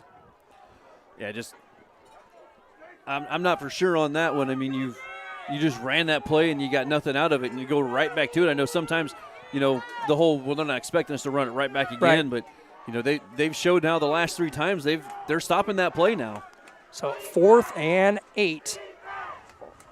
2-back set. Lobdell going to get the pitch. He's going to look to throw. Throws it down the field. The intended receiver, number 10, Nate Anderson, and it's going to be incomplete. Turnover on downs to the Polo Marcos. 2:38 to play, and the Marcos leading it by 5, 12-7. Yeah, you knew that you'd been running that toss sweep. That was going to be a setup for something, and as soon as he got it, he stepped back, and under pressure, a running back getting ready to throw, and you've got someone in your face. He did a good job of getting away and out of trouble, but that probably threw the timing of that play off for that pass. So Polo with 2:38 and a 5-point lead, 1st and 10 from the Orangeville 41-yard line. Take care of the ball is all you have to do from this spot on. Right, and force Orangeville to burn timeouts. Sold out on the carry for the Marcos.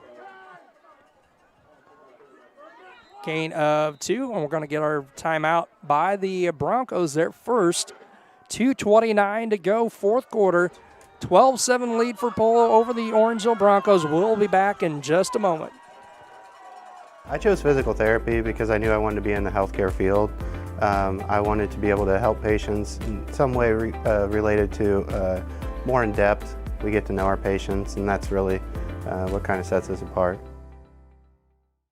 Dry needling is where you insert a filiform needle into a muscle, a tendon, a ligament, sometimes a bone, and it promotes blood flow and circulation so that it heals that particular painful area.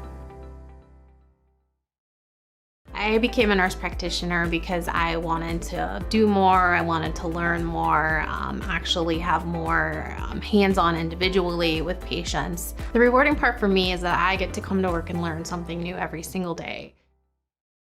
Welcome back to April Zorn Stadium here on the campus of Monmouth College. 2nd and 8 out of the timeout for the Marcos.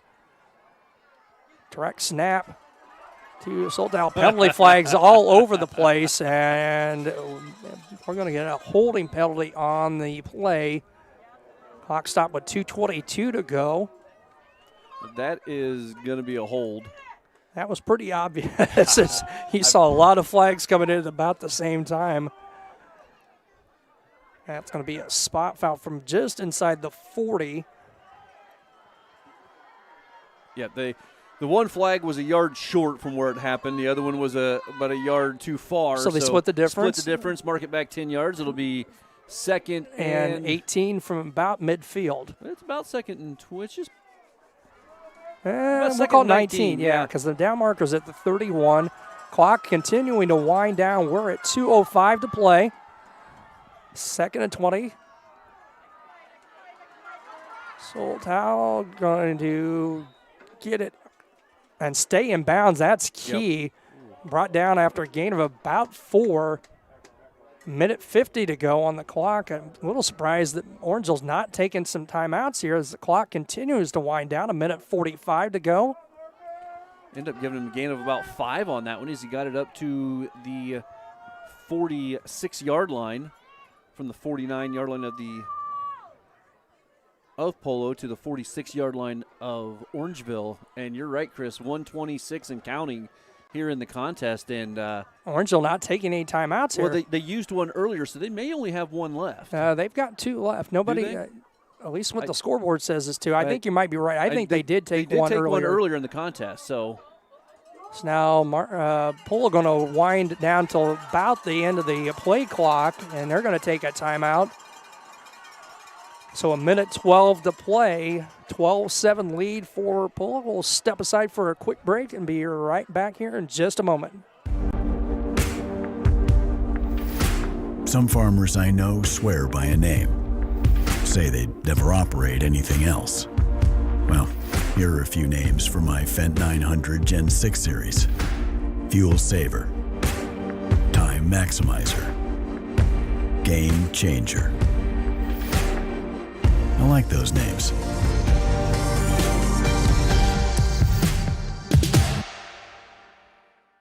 Welcome back here to Monmouth College. A minute 12 on the clock here in our 8-man state championship. just a run straight up the middle, direct snap with Grenoble once again. He's going to get it back up to the original line of scrimmage, a gain of about 6. It'll bring up a 4th, and we're going to call it a short 9 now for Polo as the clock stops now. With a minute 4 to play. I do believe they finally used their last timeout. It's going to bring up a 4th and 9, Chris. And, you know, we're just going to stay here. We won't go to a break since we just came back from one. But while we have the break here, how big were those 2 holding calls and then that personal foul? I mean, I know it only led to the first score of the game, but that was the big momentum changer that we're looking here, not only in the second half, but in the contest. Well, right, and you know, I don't know that matters much, but you get the penalty on the made field goal for Orangeville, so you get it 1st and goal at the 2, then you get a hold and an unsportsmanlike penalty, and you get pushed back. I mean, 1st and goal at the 2, you would expect with Lobdell, you're going to get in the end zone there, and you end up getting nothing. You get 25 yards of penalties after that, and it goes from a 10-0 contest to now you're down 12-7. Brady going to take a snap, looking to throw, going to throw it out, got it, caught. Nice catch by Soltau at about the 30-yard line. Exactly the way you teach somebody to catch a football. Bring it in, go down. It's an 11-yard gain and a 1st down, and that's going to, that's going to effectively end the contest as there's no more timeouts to be taken. I don't know why. The clock was running before they got the down markers set. I didn't see if the official said to, but they're gonna take a knee, and that's gonna do it. I mean, and how gutsy is that to throw it in that situation when you could easily run it, just let the time run off, and they'll still get a chance. Now you're going to take a knee and effectively win the state championship. 25 seconds on the clock. Meridian's going to take the snap, take a knee, and that will do it.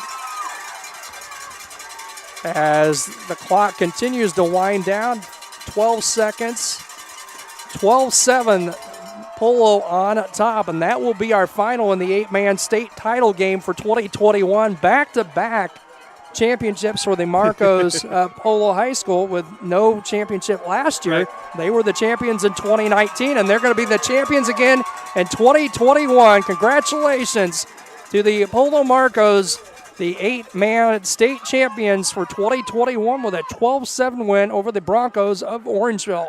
I tell you what, I don't think a lot of people coming into this game saw the score either. I mean, even when we were talking with Coach Ross, Coach McCormick, they both predicted a higher scoring contest than this.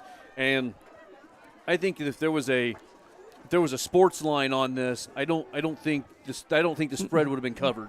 Yeah, 19 total points in this game. No, both teams averaging into the 60s for the season into the playoffs here. And again, congratulations, a fantastic 8-man championship game here at Monmouth College tonight. I want to thank the folks here at Monmouth College for all their help and nice facility. And congratulations again to the Polo Marcos, state champions again in 8-man football. 12-7 over the Orangeville Broncos. Jeff's putting pen to paper to get some stats, and we'll await the ceremony down below. And what a comeback from the Marcos. You really have to give it to them. They were looking a little bit down at the end of that first half. Coming back into the second half, it's hard to make a comeback off of that when you're so used to scoring such high points every game. So it was really fun to see, even from up in the booth, watching those big plays, those big passing plays, 40, 50, 60-yard, plays they were throwing out that really drove them towards this comeback, gave them that momentum, and that's something that you can't even measure on the field or with a stat. Really impressive. So, again, congratulations to the Polo Marcos, 12-7 winners here in the 8-man title game. Again, we're awaiting the championship trophy, and since this is new to us, I'm assuming we'll get maybe all the kids' team player names mentioned over the PA. Jeff, do you have those final game unofficial stats for us? Yeah, unofficial is the correct the key word, right? You know what? We're going to start with Orangeville, and their leading rusher, of course, Lobdell. I had him at 129 yards on, I believe, 27 carries. He pretty much carried the team there. 30-yard score in the first quarter, and from there he was just the workhorse for him. A lot of 3- and 4-yard gains, and then, he'd break one for 23 yards. But at the end of the contest, they just, he had carries. His last 4 carries were 1, -1, 0, and 1. And, that just goes to probably the defense, starting to key on pretty much that toss sweep they were sticking with. 17 yards passing, grand total of 171 total yards of offense, and the big 40 yards of penalties. And the worst part about those penalties was when they came, and they came at all within that third quarter period and all down on the goal line. They had, just that's what changed the momentum of this contest. Polo, real quick, 141 yards rushing, 84 yards passing, 225 total yards, 60 yards in penalties, 85 yards by Grenoble. He's their leading rusher. But the big 32, 31, and then, of course, the 11-yard reception, all there on the 32-yard and the 31-yard on that game-winning drive, and then the 11-yard first down pass pretty much to seal the contest. 34 yards reception also for Grenoble, so that puts him over 100 yards of total offense. Again, 12-7 our final. Polo on top of Orangeville.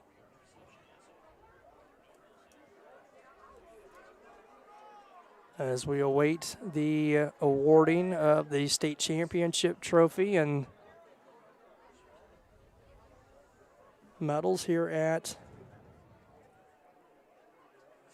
Monmouth College. Again, thanks again for listening this evening to TSSR Game Time Live, presented by MDH. Glad to bring you this 8-man state title game.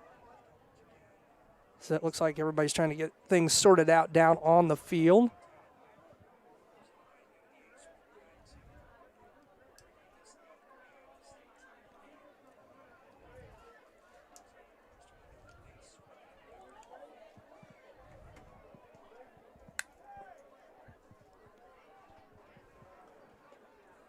Again, an exciting season in 8-man football as we covered Bushnell Prairie City and West Prairie Southeastern.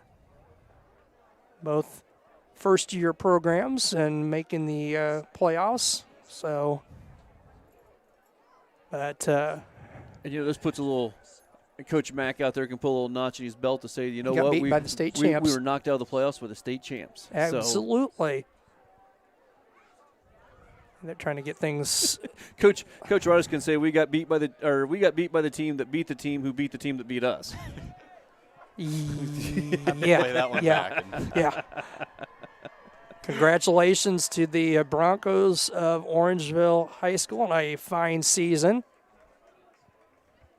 They finish 11-2.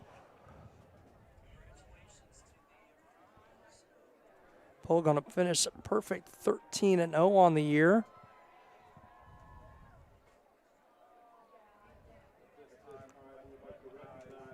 And we'll see if we can pick up the PA here for the award ceremony.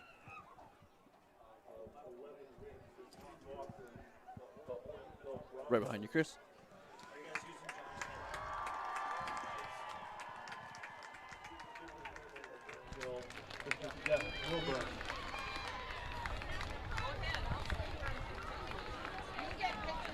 Principal, Mr. Andrew Konecki. Athletic Director, Mr. Toby Golubiewski. Athletic Trainer, Kyle Kampmeyer. Statistician, Michaela Moss. Statistician, Lauren Witt. Assistant Coach, Mitchell Dean. Assistant Coach, Willie Guy. And Head Coach, Mr. Bill Meyer.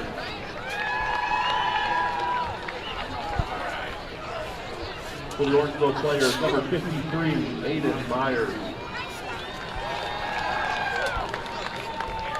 Number 72, Bowden Gustafson.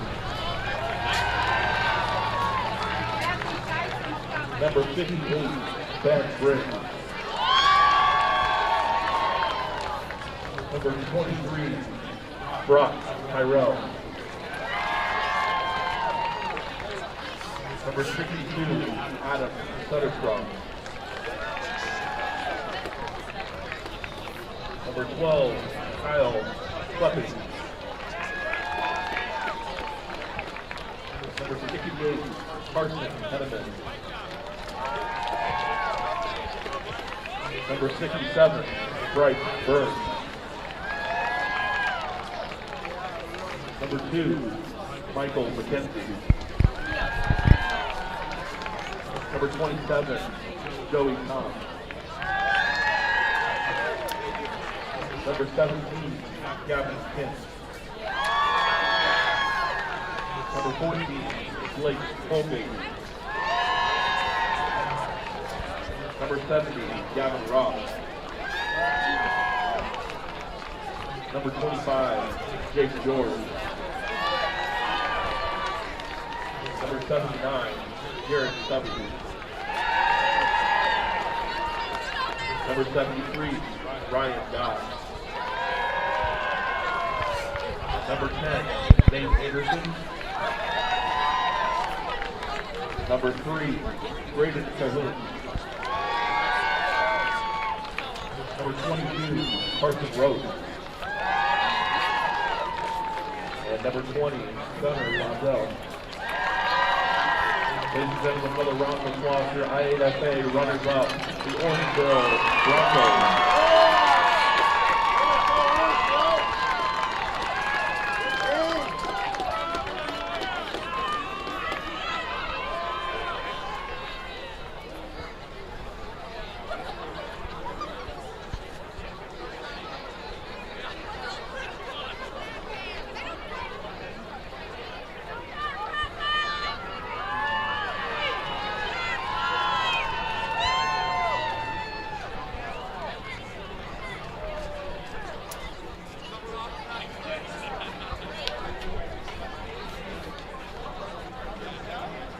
Announcement there of the Orangeville Broncos.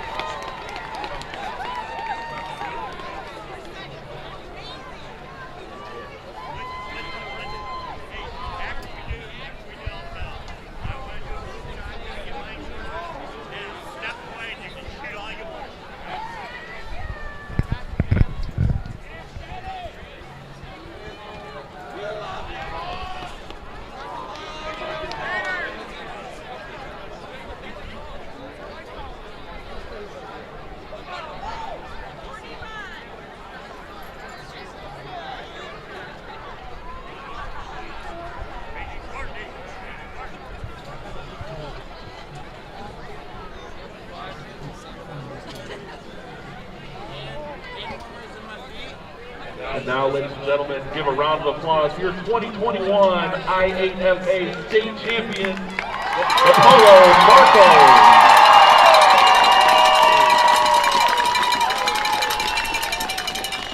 Superintendent, Dr. Kelly Mandrell. Principal, Andy Faber. Athletic trainer, Courtney Bond. Head coach, Ted Alston. Assistant coach, Leslie Culbertson. Assistant coach, Cliff Marnell. Assistant coach, Jeff Barker. Assistant coach, Matt Scholl. Statistician, Mike Mumford. Statistician, Randy Mitchell. Statistician, Ryan Nelson. Statistician, Andy Gardell. Manager, Gabe Martin Presley. Manager, Cody Grusel. Manager, Michael Penke. Ball boy, Maddox Peterson. And now for your players, Billy Lowry. Wyatt and here. Gus Mumford. Noah Dewey.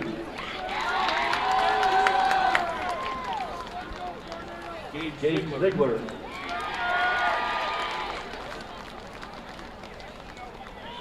Jeff Donaldson.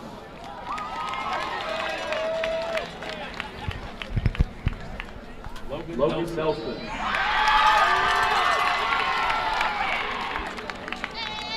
Kaylin Goldbranson.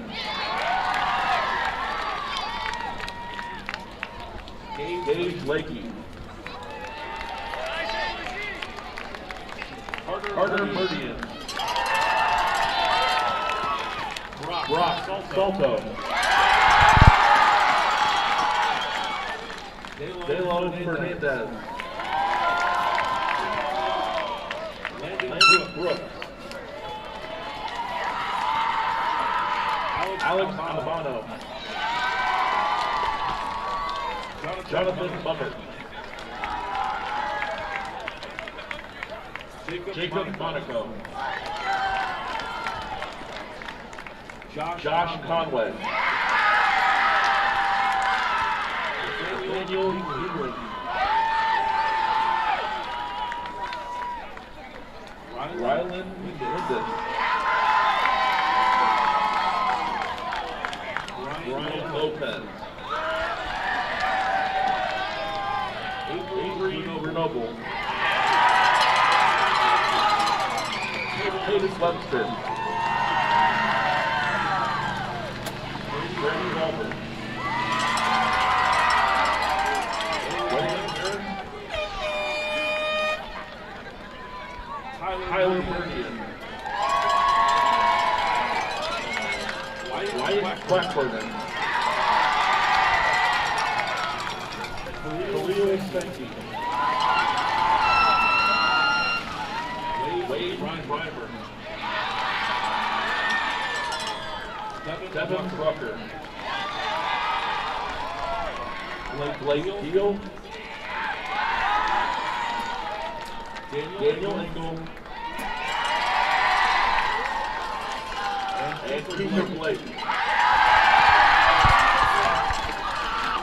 Ladies and gentlemen, your 2021 I8FA football state champion.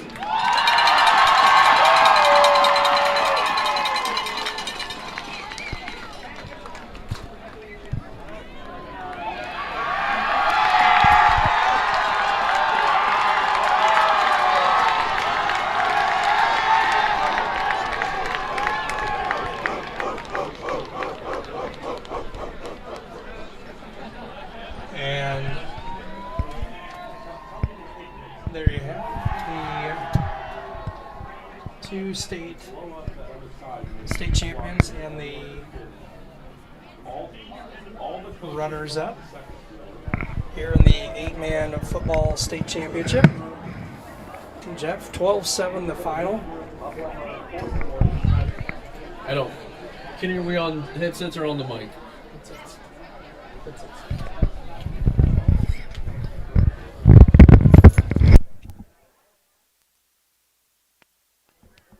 So good game. We're back on the headsets there. There we go. That I wanted to kill the mic because it was back feeding through our ears. Sorry about that. That's why I did that. So great game here for a state title game. Both these teams coming in scoring. One of them scoring 59 points a contest. The other one scoring in the 40s here in the playoffs, and we end up having a 12-7 defensive battle here, to say the least. Yeah, it was quite the contest. 7-0 at halftime. Lobdell with a 30-yard run for Orangeville, and that was it. The extra point was good. That came with 1:20 to go in the first quarter. Nothing else until third quarter, and then Avery Grenoble taking over. 3:12 to play in the third quarter. 4-yard touchdown run. The 2-point conversion was no good, and then Grenoble with 4:47 to go in the fourth. Tacks on a 2-yard run. The 2-point conversion no good there, and that's it. 12-7, our final. The Polo Marcos over the Orangeville Broncos. Congratulations to both squads. And heck of an 8-man football championship. And now we get to look forward to August and starting it all up again. Yeah, and when you look back at this game and you see that a lot of it was played between the 30s. I mean, there wasn't a whole lot of movement back and forth. But when you look back and when you look at the papers, if there still were papers, the few papers that are still out there, when you look at it tomorrow, you're going to go from a 10-0 lead that they take the penalty and take the points off, and then you end up getting a 15-yard unsportsmanlike conduct penalty that moves it from the 2-yard line back to the 17-yard line, and the field goal is no good. And at that point, everything changed. Yep, the momentum changed at that point and turned in the favor of the Polo Marcos. Again, our final in the 8-man state title game tonight, Polo Marcos 12, the Orangeville Broncos 7. For all of our TSSR Game Time Live staff, I think that's going to wrap it up for us. For Jeff Borders, Chris Rankhauser saying thanks for tuning in tonight, and congratulations again to the Polo Marcos on a 2021 state championship. Jake, appreciate you coming up here, and we're sorry that the sideline thing didn't work out, but you know what? But it's a little warmer in here. It is definitely much warmer in here, but I had a good time talking with the coaches down pregame. I'm excited to get to talk to the coaches after the game as well. I was really, really impressed with the way Polo came out in that second half. Very well deserved. Two teams that both are known for running the ball, known for being really good at it too. And to see Polo come out, make those 3 or 4 big pass plays, it really, really makes me think they did deserve it. They came out and they proved it tonight. So it kind of is reminiscent of the game you couldn't do that Dwayne and I did here back when Illini West won that 3A state title game. Illini West known for just, we're going to run 3 plays, we're going to run 3 plays really well, stop us if you can, and it was the pass that night that got them to the state title. It's the same way with Polo tonight. Kept running, but a 31-yard and a 32-yard pass completions is what led them down the field for that game-winning score. Well, and then even to wrap the game up. Big third down there. You didn't expect the Marcos to throw it, and they throw it and got the first down, and they were able to take a knee after that and win the back-to-back state titles. So, again, Polo Marcos, congratulations on a 8-man state championship here in 2021 for all of our TSSR Game Time Live presented by MDH staff here tonight. We appreciate you all tuning in, and we hope you have a safe weekend, happy weekend, and a happy Thanksgiving, and thanks for tuning in.